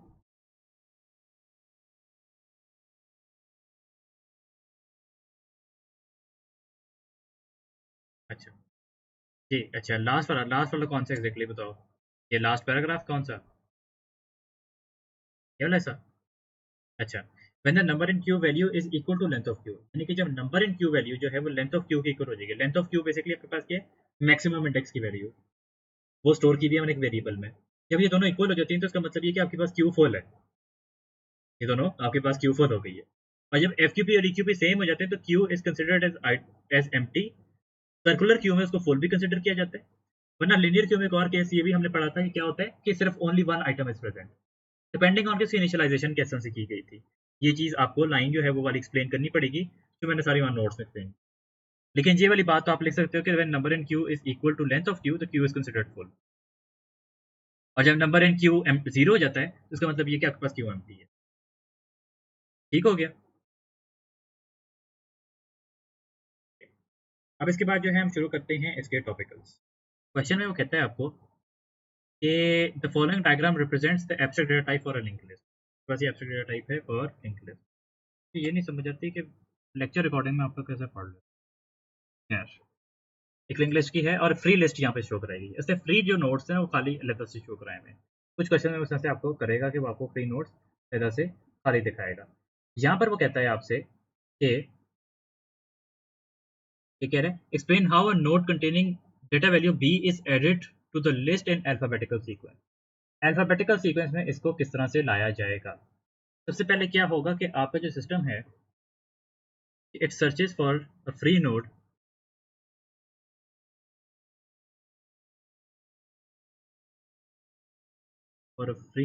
in the free list. It then identifies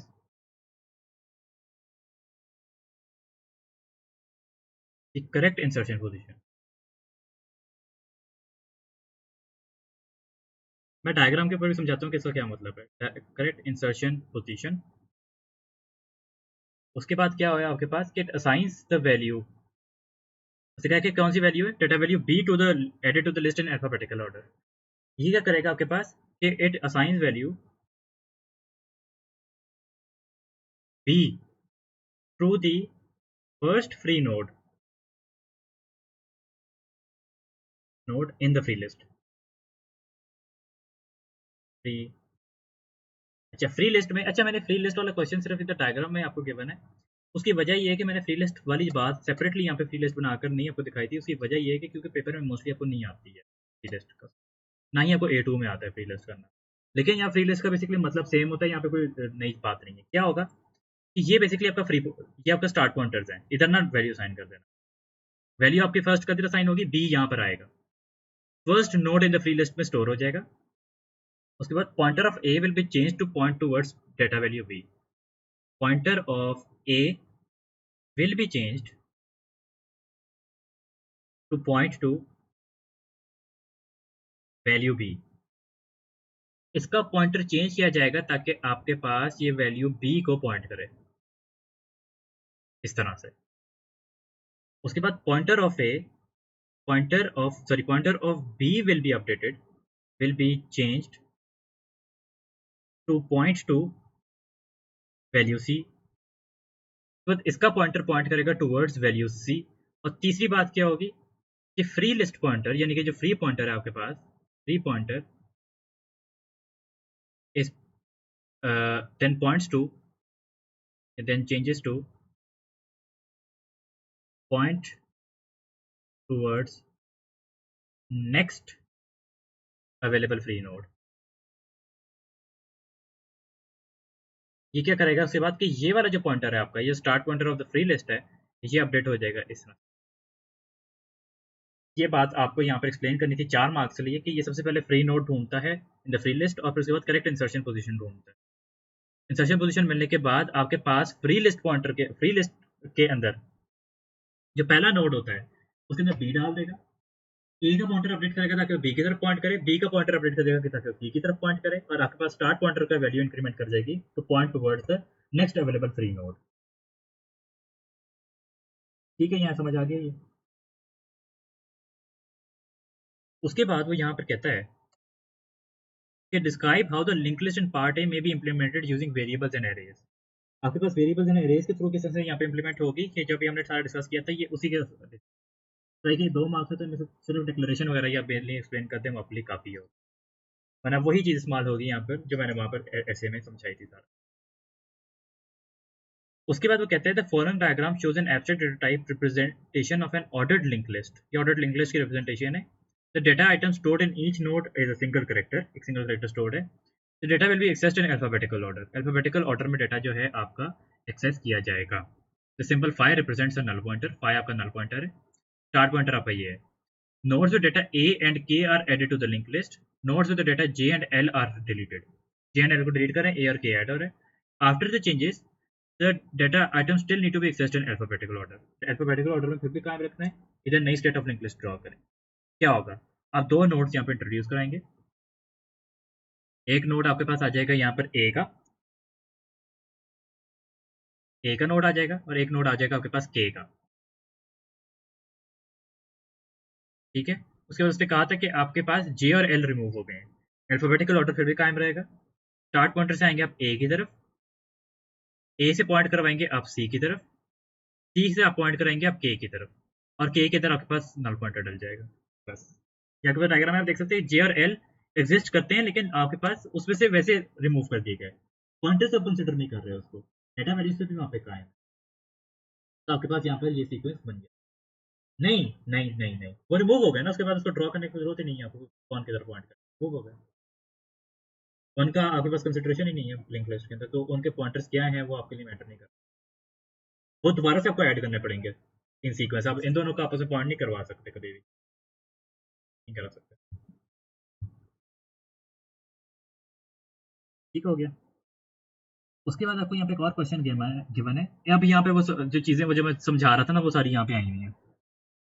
The diagram below represents an abstract data type that can hold a maximum of 8 items. एक Q abstract data type यहाँ पे show कराई गई है जो कि आपके पास 8 आइटम स्टोर कर सकती है. The operation of the queue may be summarized as follows. The front of queue pointer points to the next item to be removed. FQP किधर पॉइंट कर रहा है? Next item to be removed की तरफ. यानी कि अभी ये इनिशियली किधर था? इनिशियली ये 1 पे पड़ा हुआ था. यानी कि इधर तो आपके पास 0 वैलिड इंडेक्स है ना, यानी कि पहली वैलिड इंडेक्स पर पड़ा हुआ है. हमने तो वहाँ पे इनवैलिड कंसीडर की थी. -1 यहाँ पर है आपके पास, समझ लो. ये आपके पास फर्स्ट इंडेक्स की तरफ पड़ा हुआ है, यानी कि फर्स्ट पॉसिबल इंडेक्स, यानी कि 0 की तरफ पॉइंट कर रहा था FQP. Next item to be removed, यानी कि पहले रिमूव करेगा, रिमूव देन +1 होगा. और end of queue pointer points to the last item added. ये लास्ट आइटम एडेड की तरफ पॉइंट कर रहा है, यानी कि यहाँ पर अगला आइटम जब ऐड होना है तो पहले ये +1 होगा, देन ऐड करेगा वैल्यू को. ये पहले +1 होगा और उसके बाद वैल्यू को ऐड करेगा. Q is circular so that empty storage elements can be reused. Q आपके पास सर्कुलर है. ये बात जो मैंने वहाँ पे बताई थी, ये बात देख रहे हैं कि यहाँ पे उसी तरह से स्टेटेड है. तो ये क्वेश्चन में बड़ा जरूरी है कि आप इस बात को समझें कि काम किस तरह से कर रहा है, वरना ये क्वेश्चन गलत हो जाएगा. It's describe how octopus is added to the given queue. Octopus किस तरह से वैल्यू ऑक्टोपस किस तरह से ऐड होगी कि पहले आपका, पहले क्या होगा, पहले एंड ऑफ क्यू पॉइंटर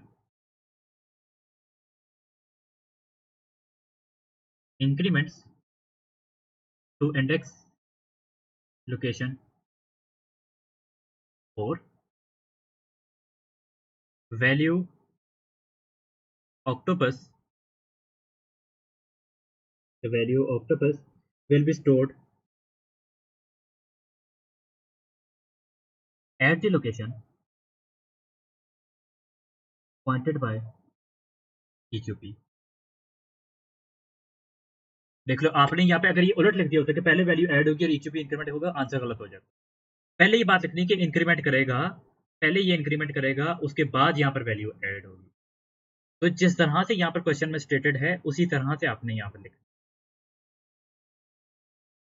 कहते हैं describe how the next item in the given Q is removed and stored in the variable animal stack. Animal stack आपके पास, सॉरी एनिमल नेम वेरिएबल है, उसके अंदर आपके पास ये वैल्यू कैसे जो है आएगी और स्टैक में से कैसे रिमूव होगी क्यू में से. देखो क्या होगा कि सबसे पहले आपके पास फ्रॉग आइटम, ये जो item pointed by the FQP है, ये स्टोर कर दिया जाएगा एनिमल नेम में. उसके बाद इस आइटम को यहाँ से रिमूव किया जाएगा और FQP इंक्रीमेंट करेगा बाय 1. यानी कि आपके पास क्या होगा कि index pointed, the value pointed bye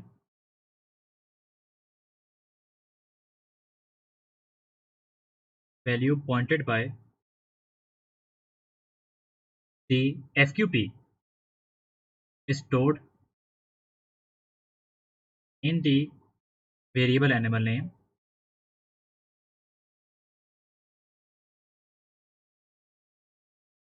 उसके बाद क्या होता है आपके पास FQP is incremented to the next index. बस ये चीज, ये पहले ही वैल्यू को साइन करेगा वहां पर और फिर उसके बाद ये इंक्रीमेंट कर जाएगा बाय 1. इसका क्या मतलब है कि ऑटोमेटिकली रिमूव हो गई, डिलीट करने की हमें जरूरत यहाँ पर नहीं है. हमें पता है कि वो FQP से EQP तक काउंट करना होता है इस वजह से. उसमें कहते हैं describe the state of the Q when the front of Q and the end of queue pointer have the same value. इस क्यू में क्या कंसीडर होगी सिचुएशन.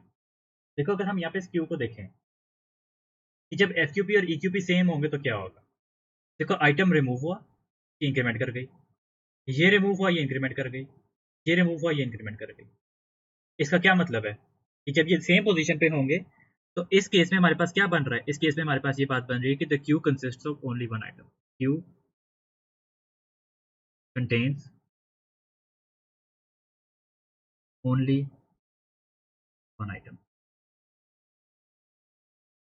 ये आपके पास इसका आंसर है. ठीक हो गया. उसके बाद आपके पास यहाँ पर अगला क्वेश्चन आता है, इसके अंदर वो कहता है कि some operations are carried out on the original queue given in part A. The current state of the queue is this. ये करंट स्टेट है आपके पास और वो कहता है कि आपने यहाँ पर complete a diagram to show the state of the queue after the following operation. First be mouse and then remove two data items. आपके पास इनिशियली FQP और EQP किधर था आपके पास, आपका एफ क्यू पी था फ्रॉग के ऊपर, ए क्यू पी था एल्क के ऊपर। ये फ्रॉग के ऊपर था, ए क्यू पी था, हाँ। क्या होना है उसके बाद? उसके बाद आपके पास यहाँ पे ऐड होना है वेस्प। वेस्प ऐड हो गया, सॉरी पहले ई क्यू पी इंक्रीमेंट कर रहा है, पहले ई क्यू पी इंक्रीमेंट कर रहा है, उसके बाद वेस्प ऐड हो रहा है। उसके बाद आपके पास ये फिर से इंक्रीमेंट करेगा और बी ऐड होगी, फिर से इंक्रीमेंट करेगा और आपके पास माउस ऐड करेगा। अगेन आप देख लें क्या मतलब है इस बात का, कि it points towards the last item added. अभी भी देख लो क्या कर रहा है, लास्ट आइटम एडेड की तरफ पॉइंट कर रहा है। इसको अपडेट करके यहाँ पे ड्रॉ कर देना।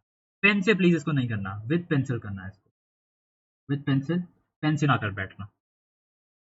ठीक है, अब ये नई लोकेशन आपके पास ई क्यू पी की ये आ गई। उसके बाद वो क्या कहता है, उसके बाद वो कहता है then remove two items. Item remove हुआ, इंक्रीमेंट किया, आइटम रिमूव हुआ, इंक्रीमेंट किया, यहाँ पे पॉइंट करेगा। नई पोजीशन ई क्यू पी की क्या है आपके पास? नई position of E Q P आपके पास बन गई fish Q, sorry F Q P की। आप देख सकते हो कि ये आइटम्स अभी भी एग्जिस्ट कर रहे हैं, but they are still the part of the queue, sorry not the part of the queue, लेकिन एग्जिस्ट ही फिर भी यहाँ पे करेंगे, इनको बस कंसिडर नहीं किया जाएगा। उसके बाद कहते हैं state of the queue after some operation is shown. मजीद ऑपरेशन हुए उसके बाद ये सिचुएशन है आपके पास। Complete the following diagram to show the state of the queue after the following operation, remove one item and then add dolphin and shark. एक item remove करना है आपने और उसके बाद डॉल्फिन और शार्क डाल देनी है। आइटम रिमूव कैसे होगा? एफ क्यू पी इंक्रीमेंट करेगा, ठीक है, और वैस्प रिमूव हो जाएगा। उसके बाद क्या होगा? नहीं सॉरी, एफ क्यू पी किधर पॉइंट कर रहा है? F Q P, sorry sorry sorry, F Q P point कर रहा है आपके पास last item to be remove की तरफ पॉइंट कर रहा है ना, last item to be remove की तरफ पॉइंट। तो आपके पास यहाँ पर क्या होगा कि पहले इस आइटम को रिमूव करेगा, इंक्रीमेंट किया, वेस्ट की तरफ आ जाएगा एफ क्यू पी। अब क्या होगा? उसने कहा था कि यहाँ पे क्या ऐड करना है आपने? Dolphin and shark. E Q P last item edit की तरफ कर रहा था, तो ये पहले इंक्रीमेंट करेगा और यहाँ पर आ जाएगी डॉल्फिन, और उसके बाद फिर ये यहाँ पे सर्कुलर ऑपरेशन करेगा, ये ई क्यू पी इधर आएगा और फ्रॉग की जगह डाल देगा आपके पास शार्क। तो आपके पास बेसिकली जो डायग्राम है अपडेटेड वो ये बनेगा शार्क। उसके बाद आइटम्स है आपके पास cat fish elk, cat fish elk. उसके बाद क्या है? Wasp bee mouse dolphin, wasp bee, wasp bee mouse dolphin. मैं एक मिनट देखता हूँ, मैं बताता हूँ, एक मिनट भाई, एक मिनट बताता हूँ। ये एफ क्यू पी है और ये आपके पास यहाँ पर ई क्यू पी है। मेरे भाई जब आपके पास वो रिमूव हुआ है तो आपने देखा कि अभी पिछले क्वेश्चन के अंदर हम जो वो जो आइटम्स थे जो रिमूव किए भी गए हैं हम उनको डिलीट नहीं कर रहे हैं जी। ओवरराइट तो होगा, ओवरराइट होंगी वो वैल्यूज, लेकिन हम उनको रिमूव थोड़ी कर रहे थे। यहाँ पे ये देखो हमने कहाँ रिमूव किया था पिछले क्वेश्चन में, उन वैल्यूज को सिर्फ कंसिडर नहीं किया जा रहा कि हमने इनको डिलीट नहीं किया यहाँ से। इस क्वेश्चन के अंदर डिलीशन नहीं है ना, इसलिए मैंने नहीं किया। ये यहाँ पे लिखे रहेंगे फिर भी। डेटा कहाँ से रीड किया जाएगा? From the F Q P until E Q P, west bee mouse dolphin shark. ये काउंट कंसिडर नहीं हो रहे, मसला ही है। ठीक हो गया। उसके बाद, उसके बाद वो कहता है आपको, ये हो गया हमारे पास सर्कुलर क्यू का क्वेश्चन, ऊपर हमने लिंक लिस्ट क्वेश्चन किए। उसके बाद मेरे ख्याल से भाई, मेरे ख्याल से शायद एक दो क्वेश्चन और भी हैं। ये आपके पास दो स्टैक से क्वेश्चन है। अच्छा ठीक है, यहाँ पे वो कहता है कि एक सेकंड स्टैक, यानी कि पहले वाला क्वेश्चन था इसके अंदर वो मैंने काटा है। The second stack is used in the program. The diagram below shows the initial state of the stack. Value x is at the top of the stack and was the last item added. वही कह रहे हैं कि value x जो है is at the TSP and was the last item added. TSP की तरफ point करें, लास्ट आइटम एडेड की तरफ है इस केस के अंदर। कौन से वाले पे? यहाँ पर। Upper case letters are used to represent different data values. Stack operations are performed in three groups. Complete a diagram to show the state of the stack after each group of operations have been performed. Include the current SP after each group. SP को भी draw करना है। पहले में क्या हो रहा है? Push D push E। आपके पास यहाँ पे आ जाएगा P Z Y X push D push E। किधर पॉइंट करें? लास्ट आइटम एडेड की तरफ, तो SP इधर आ जाएगा। उसके बाद तीन पॉप ऑपरेशन हुए हैं। तीन पॉप ऑपरेशन में क्या होगा? ये रिमूव होगा नीचे आएगा, ये रिमूव होगा नीचे आएगा, ये रिमूव होगा नीचे आएगा, वाई की तरफ पॉइंट करेगा। देखो ना, ये किधर पॉइंट करेगा? ओके बस एसपी यहाँ पे पॉइंट कर रहा होगा वाई की तरफ, Y G P S P यहाँ पर है आपके पास, ऊपर वाले भी लिख लो एक्स डी ई, लिख लो ना लिख लो इसमें मेरे ख्याल से इतना फर्क नहीं पड़ेगा, ब्रैकेट में लिख लो अगर ज़्यादा फील हो रहा है आपको। उसके बाद आपके पास यहाँ पर आ जाएगा, ये वाली स्टेट है पी जी वाई, ठीक है, एस पी यहाँ पर है आपका। उसके बाद क्या हो रहा है, पुश ए पुश हुआ, एस पी यहाँ पर आ जाएगा, बी पुश हुआ यहाँ पर आ जाएगा, उसके बाद पॉप ऑपरेशन हुआ वापस यहाँ पर आ जाएगा, उसके बाद यहाँ पर आपके पास दोबारा पुश सी हुआ यहाँ पर सी आ जाएगा, ठीक है। ये आपके पास कंडीशन बनी, एस पी आपका यहाँ पे, एस पी के ऊपर जो ई था वो यहाँ पे कायम रहेगा, ये आपके पास डायग्राम कंप्लीट हुआ। समझ में आया कैसे किया मैंने, क्वेश्चन इसके अंदर आप बताओ, तो ये आपको क्लियर है।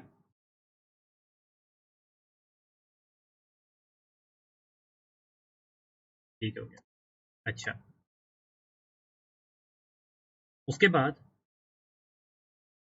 चला आपका भी कल वो है S1, ओहो अल्लाह माफ करे। उसके बाद जो आपके पास आ जाता है कि diagram represents a link list abstract data type, pointer 1 starts is at the start pointer, ptr2 is the free list pointer, label d40 d32 d11 d100 represents the data items of nodes in the list। ये मुश्किल सवाल है by the way. Label f1 f2 f3 f4 represents the data items on the node in the free list, symbol 5 represents the null pointer। The linked list is implemented using two variables and two 1D arrays as shown। दो variables, दो 1D arrays। The pointer available and the pointer variable and the element of the pointer array shows the indices of elements in the data array। Complete a diagram to show how the linked list as above may be represented using variables and arrays। Variables and arrays के अंदर ये कैसे represent होगी आपके पास। सबसे पहले आपके पास यहाँ पर देखो स्टार्ट पॉइंटर किधर पड़ा हुआ है, स्टार्ट पॉइंटर आपके पास ये ptr1 जो है ना, ये आपके पास स्टार्ट पॉइंटर है, और आपके पास जो फ्री लिस्ट पॉइंटर है, फ्री लिस्ट पॉइंटर वो आपके पास ptr2 है, क्योंकि फ्री लिस्ट ये वाली है, ऊपर वाली नॉर्मल लिस्ट है, ये स्टार्ट पॉइंटर है आपका ये वाला। मुझे बताओ आपका फ्री लिस्ट पॉइंटर किधर पॉइंट कर रहा है, d40 की तरफ, d40 किधर पड़ा हुआ है, फोर्थ इंडेक्स के ऊपर, यहाँ वैल्यू 4 आ जाएगी। उसके बाद d40 के बाद क्या है, d40 के बाद d32 है, तो d40 के बाद d32 इंडेक्स नंबर 1 पर है, तो यहाँ पर 1 आ जाएगा। उसने कहा कि d32 points towards index number 2, d32 point towards index number 2, यानी कि यहाँ पे क्या है, d11 है, तो d11 यहाँ पर आ गया। मैं बता देता हूँ, ये स्टार्ट पॉइंटर वाली कहानी समझ आई है। अच्छा, उसके बाद देखो, उसके बाद आपके पास क्या हुआ, मैं कहा कि d40 बताओ किधर पॉइंट कर रहा है, डायग्राम को देखो, d40 कहाँ पॉइंट कर रहा है आपका, d32 की तरफ ना, तो d32 कौन सी इंडेक्स पे पड़ा हुआ है, एरे के ऊपर देखो 1 पर, तो d42 का पॉइंटर वैल्यू कहाँ पे होगी, 1 पर। d42 in the diagram is pointing towards d32 and in the table it is d32 is placed at index number 1, तो आपके पास इंडेक्स नंबर 1 यहाँ पर आ जाएगी। समझ आया कैसे वैल्यू देखते हैं यहाँ पर। अच्छा, उसके बाद अब आपके पास क्या है, d32 किधर पॉइंट करे टेबल के मुताबिक, अगर माइक ऑन कर सकते तो बड़ा आराम से आपको समझ आ जाएगा, मैं साथ साथ गाइड करूंगा। ये याद हो रही है, कोई मसला नहीं। अच्छा देखो, यहाँ पर आपके पास d32 किधर पॉइंट कर रहा है, टेबल पे देखो, और नीचे वो एरेज में कहाँ पॉइंट कर रहा है, इधर कहाँ पॉइंट, इधर इधर क्या बताया हुआ है, 2 पर, तो आप क्या करोगे, d11 लाकर 2 पे लिख दोगे। d11 किसकी तरफ पॉइंट कर रहा है, d100 की तरफ, और d11 टेबल के काम मुताबिक कहाँ पॉइंट कर रहा है, इंडेक्स नंबर 3 की ऊपर, तो इंडेक्स नंबर 3 पे आ जाएगा आपके पास d100। d100 किसी तरफ पॉइंट कर रहा है, नल पॉइंटर की तरफ, यहाँ पर आ जाएगा आपके पास नल पॉइंटर। यहाँ तक स्टोरी समझ आ गई सारी क्या हुई है, सलाह आपको समझ आई है। अच्छा, उसके बाद अब अगला हिस्सा देखो, अगले हिस्से में क्या हो रहा है आपके पास, अगले हिस्से में, एक सेकेंड, आपके पास यहाँ पर अगले हिस्से में वो कहता है कि अब ये वाला जो हिस्सा है, इस पर आपको नजर आ रहा है कि F2 जो है F2 जो है आपके पास पॉइंट कर रहा है टुवर्ड्स द सेवंथ इंडेक्स, और F2 यहाँ पे किधर पॉइंट कर रहा है, F3 की तरफ। तो सेवंथ इंडेक्स पे क्या आ जाएगा, F3। F3 किसी तरफ पॉइंट कर रहा है, F4 की तरफ। F3 किधर पॉइंट कर रहे हैं, F4 की तरफ। तो आप कहीं पर भी F4 स्टोर कर लें, और ये पॉइंट करेगा आपके एट्थ इंडेक्स की तरफ। F4 की तरफ पॉइंट कर रहा है, नल की तरफ। बाकी कौन सा रह गया, F1। तो F1 नॉर्मली यहाँ पर आ जाएगा। F1 पॉइंट करेंगे F2 की तरफ, F2 की तरफ पड़ा हुआ है 6 पर, तो यहाँ आ जाएगा 6। ये डायग्राम समझ आया जो दूसरा हिसाब कंप्लीट किया ये वाला,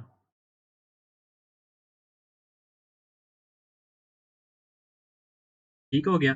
ये आपके पास इसमें स्टार्ट पॉइंटर इंडेक्स नंबर 4 पर है, और इसका ये इंडेक्स नंबर 5 पहले से मेंशन थी। ये देखो ना, F1 का आप यहाँ से वैल्यू निकालिए, F1 की 5 की वैल्यू यहाँ से निकली है। इससे कहा कि इस free list pointer points towards 5, free list pointer points towards 5, और यहाँ पे फ्री लिस्ट पॉइंटर किधर पॉइंट कर रहा है, F1 की तरफ। तो हमें पता चल गया कि F1 5 के ऊपर होगा। ये बड़ा जरूरी है ये क्वेश्चन। इसको, ये वाले जो क्वेश्चन है ना, प्लीज एडिट के आप लोग क्लास के बाद 10-15 मिनट लगेंगे आप लोगों को, प्लीज कर लीजिएगा इन क्वेश्चन। वो लोग तो भाग गए, मुझे नहीं पता क्या उनको लगता है यहाँ पर, लेकिन ये क्वेश्चन बड़े जरूरी हैं। ये आपके पास एक फाइनल क्वेश्चन है, ये मैंने एक दफा पहले भी डिस्कस किया है शायद एक ही स्टूडेंट के साथ। मेजर 25 पेपर 2-1 में क्वेश्चन आया हुआ है ये। Stacks and queues are both abstract data types. ये बड़ा जरूरी है समझने के लिए। Stacks and queues are both abstract data type. A stack uses top of stack pointer to indicate the location of the last item added to the stack. TSP इस्तेमाल किया जा रहा है to indicate the location of the last item added to the stack. The queue has two pointers. The front pointer indicates the location of the next item to be removed from the queue. FQP किधर है, front item, next item to be remove की तरफ। Rear pointer किधर है, item add, next item added to the queue, यानी कि next available free space किधर point कर रहा है। The queue can be used to reverse the items in to store on the stack. ये बड़ा मजे का क्वेश्चन है, और जिस स्टूडेंट ने क्लास नहीं अटेंड करनी वो ये क्वेश्चन नहीं कर पाएगा कभी बार में करा। वो कह रहे हैं कि क्यू इस्तेमाल की जा सकती है ताकि आप जो है आइटम्स ऑफ स्टैक रिवर्स कर सकें, क्यू के जरिए स्टैक के आइटम्स रिवर्स कर सकें। For example, if the stack contains 6 items, आपके पास ये स्टैक के अंदर 6 आइटम्स हैं, तो आपके सारे ऑपरेशन के बाद क्या होगा, ये आप पलट गए। पहले 6 से 1 1 से 6 था, अब 1, अब ये उलट गए। सॉरी, 6 से 1 था, अब 1 से 6 हो गए। डिस्क्राइब हाउ, क्या हुआ, स्टैक है। वो कह रहे हैं कि describe how the Q could be used to reverse the items that are currently stored on the stack. Your description must include how the pointers are used in both stack and the queue. Assume the stack initially contains unknown number of items. The queue can store all the items currently stored on the stack. The queue is initially empty. जो total possible items हैं वो unknown है हमारे पास stack के। Q के अंदर तमाम items possible हैं आना, और क्यू जो है इनिशियली एम्प्टी है। यानी कि हमारे पास यहाँ जाकर 6 आइटम्स हैं मिसाल के तौर पर, तो वो 6 आइटम्स आपके क्यू पे फिट हो जाएंगे। इनिशियली क्यू खाली है, क्या किया जाएगा। यहाँ पर मैं कहीं दोनों डायग्राम ड्रॉ करके क्वेश्चन एक्सप्लेन कर दूँ तो बहुत अच्छा आप लोगों को। मेरे साथ रहिएगा, ये आखिरी क्वेश्चन है इसका, इसके बाद फिर बेशक आप लोग जा। ये हमारे पास आ गए ये दो हिस्से, ठीक है। इसमें आपके पास 1 2 3 4 और 5 आइटम्स। सेम केस आपके पास टैग के साथ क्यू है, 1 2 3 4 और, ठीक है। ये है आपकी स्टैक, ये है आपकी क्यू, ठीक है। आपके पास यहाँ पे स्टोर्ड है A B C D E, और उसने कहा था कि स्टैक का किधर पॉइंट करे, टॉप ऑफ स्टैक पॉइंट करे last item added to the stack, यानी टीएसपी किधर है, टीएसपी इधर है आपके पास। ये आपके पास इंडेक्स नंबर है 1 2 3 4 एंड 5। अच्छा, ये जो सारी बातें हैं ना, ये बातें आपने वर्बली एक्सप्लेन करनी है। मैं उसकी वर्बल आपके पास एक्सप्लेनेशन में दिखा देता हूँ। और ये क्यू है आपके पास, ये आपके पास 1 2 3 4 5। ये सिर्फ समझाने के लिए कर रहा हूँ, ये पार्ट याद रहे कि हमें size is unknown for us. मैं सिर्फ समझाने के लिए कर रहा हूँ। क्या होगा बेसिकली, आपके पास यहाँ पर ये किधर पॉइंट कर रहे हैं, FQP पॉइंट कर रहे हैं next item to be removed, next item to be remove की तरफ पॉइंट कर रहे हैं। यानी कि अभी किधर पॉइंट कर रहा होगा, ये अभी पॉइंट कर रहा होगा आपके पास इंडेक्स नंबर 1 की तरफ आपका FQP, और EQP की तरफ पॉइंट कर रहा है next item to be added की तरफ, यानी कि फ्री स्पेस की तरफ। तो EQP भी आपका इधर ही है। अब क्या होगा यहाँ पर, देखो आपके पास सबसे पहले क्या हो रहा है कि टीएसपी से ये आइटम पॉप किया जाएगा, इसको पॉप करके निकाल लिया जाएगा, ठीक है, और स्टोर कर लिया जाएगा, बेसिकली स्टोर करके आप अपने पास रख लो, और इसको ऐड कर दिया जाएगा आपकी क्यू के अंदर, ठीक है, निकाल के बाहर रख दिया आपने। उसके बाद क्या होगा, EQP इंक्रीमेंट कर जाएगा बाय 1। उसके बाद आप क्या करोगे, आप डी को यहाँ से पॉप करोगे और यहाँ पे स्टोर कर दोगे, ये इंक्रीमेंट कर जाएगा बाय 1। उसके बाद आप सी को यहाँ से पॉप करोगे, सॉरी टीएसपी भी साथ साथ इधर आ रहा है, टीएसपी जो है यहाँ से नीचे आया था, उसके बाद आप यहाँ नहीं, यहाँ पर था तो यहाँ से नीचे आया, अब ये रिमूव हुआ तो ये, अब ये रिमूव हो रहा है तो उसके बाद फिर यहाँ पे नीचे आ जाएगा, और सी आपके पास यहाँ पर आएगा और ये इंक्रीमेंट कर जाएगा बाय 1। उसके बाद आपके पास ये रिमूव होगा तो आपका टीएसपी यहाँ पर आ जाएगा और बी यहाँ पर आ जाएगा, ये इंक्रीमेंट करेगा।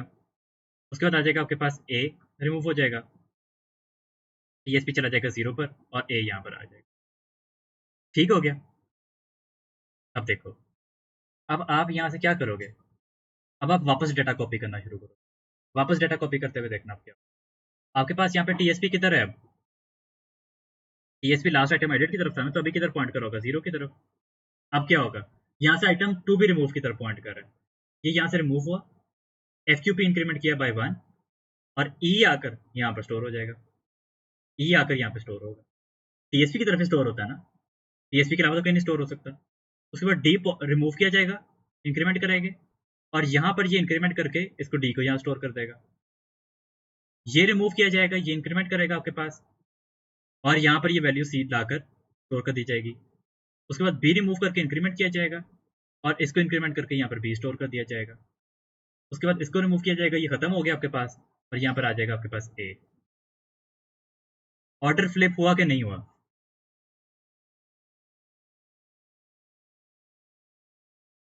कैसे हुआ, वो इसलिए क्योंकि स्टैक आपके पास होती है लास्ट इन फर्स्ट आउट, और क्यू होती है आपके पास फर्स्ट इन फर्स्ट आउट। हमने जब इसको स्टैक से उतारा तो सबसे आखिर वाला जो आइटम था वो सबसे पहले बाहर निकला था, हमने उसको जब क्यू में डाला तो क्यू में जो सबसे आखिरी वाला आइटम था, स्टैक का सबसे आखिरी आइटम क्यू में सबसे पहला आइटम बना। उसके बाद आपके पास जो स्टैक का सबसे पहला आइटम था वो क्यू का सबसे आखिरी आइटम बना। अच्छा, जो क्यू होती है वो तो फर्स्ट एंड फर्स्ट आउट ही होती है। अब जो वो जो सबसे पहला वाला आइटम था वो जाके वहाँ पे पोजीशन हो गया, सीक्वेंस उलट गया। ये सारी बात जो है ये वर्किंग है जो कि वो इस क्वेश्चन में आपसे एक्सपेक्ट कर रहा था, और ये क्वेश्चन जो है मेरे ख्याल से 7 मार्क्स का है आपके पास, ये शायद 8 मार्कर है, 7 या 8 मार्कर है, ये बात कंफर्म, जिसके अंदर क्या आपने लिखना है, कैसा लिखना है मैं बता देता हूँ यहाँ, कि सबसे पहले कैसे लिखा जाएगा आपको पास कि इसके अंदर आप pop an item from the stack, वहाँ लाइंस आपको गिवन होती हैं, लेकिन अगर आपको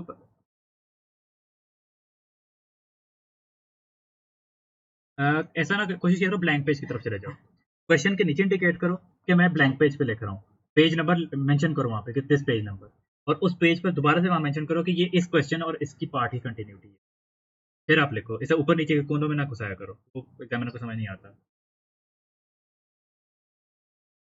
ठीक है। अच्छा, यहाँ पे आ जाएगा आपके पास pop an item from the stack, item के पॉप किया from the stack, then decrement the top of stack pointer. उसके बाद आपको क्या करना है, add it to the queue, add it या एनक्यू इट, लिख लो चलो, enqueue it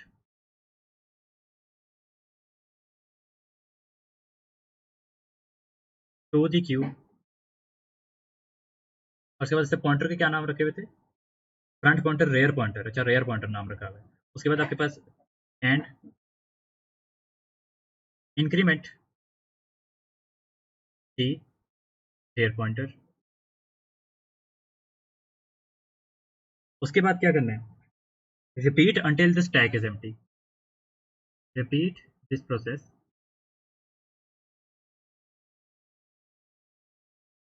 until the stack is empty. उसके बाद अब क्या करोगे, ये काम हो गया, अब हमने दूसरा पार्ट एक्सप्लेन करना है, जैसे हम वापस कॉपी कर रहे थे। In the next step in the next step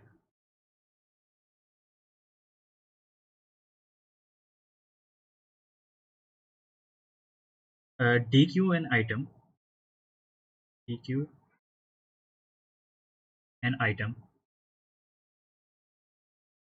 from the queue, और DQ करने के बाद क्या करेंगे, इंक्रीमेंट द फ्रंट पॉइंटर को इंक्रीमेंट कर दिया। उसके बाद क्या होगा, push this item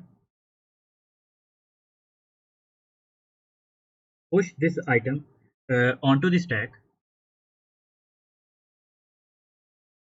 and increment the TSP. Repeat this until the queue is empty. ये आपके पास जो है पूरा इसका आंसर है कि ये चीज़ कैसे की जाएगी। ये जो पूरा आंसर है ना आपके पास MS में, ये मेरे ख्याल से शायद 9 या 10 मार्क्स का है। मार्किंग सी में ये 9 से 10 मार्क्स के पॉइंट्स में गिवन है। वैसे तो ये क्वेश्चन जो है ये 7 मार्क्स का है, लेकिन 9 से 10 का है। अच्छा, ये क्यों हो रहा है, इसकी रीज़न एक और इसके पार्ट में पूछी हुई थी, वो ये था कि दिस इज़ बिकॉज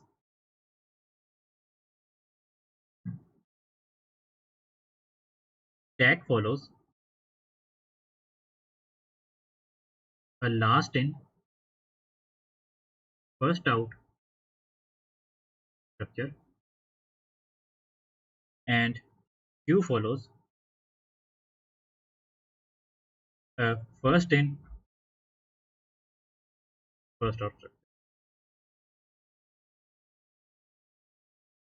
ये बेसिकली क्वेश्चन था जिसके अंदर के मुझे जो याद है कि उसमें सिर्फ ये स्टेटमेंट लिखी हुई थी कि ये चीज़ करने के लिए इस्तेमाल किया जा सकता है, कैसे, क्यों। तो उसका बेसिकली आंसर ये था। लेकिन बाकी जो प्रॉपर वर्किंग है आपके पास, ये 7 to 8 मार्क वाला जो क्वेश्चन था इसका टैक्स के ऊपर, अमूमन इसे इसे टैक्स यूज़ के पता लंबा सवाल नहीं दिया आपको कभी भी एक, लेकिन यहाँ पे दिया हुआ था, तो इसलिए इसका ये आपके पास आंसर बन है। ये क्वेश्चन आपको समझ आ गया सबको? आप तो ही रह गए। चला आपको समझ आया सारा? ठीक हो गया। अच्छा, तो आपके पास ये टॉपिकल्स आपके पास एब्स्ट्रैक्ट डेटा टाइप से कंप्लीट हो जाते हैं। कोई सवाल है तो आप लोग पूछ सकते हैं, वरना आप लोग को इजाज़त है, आप लोग जा सकते हैं।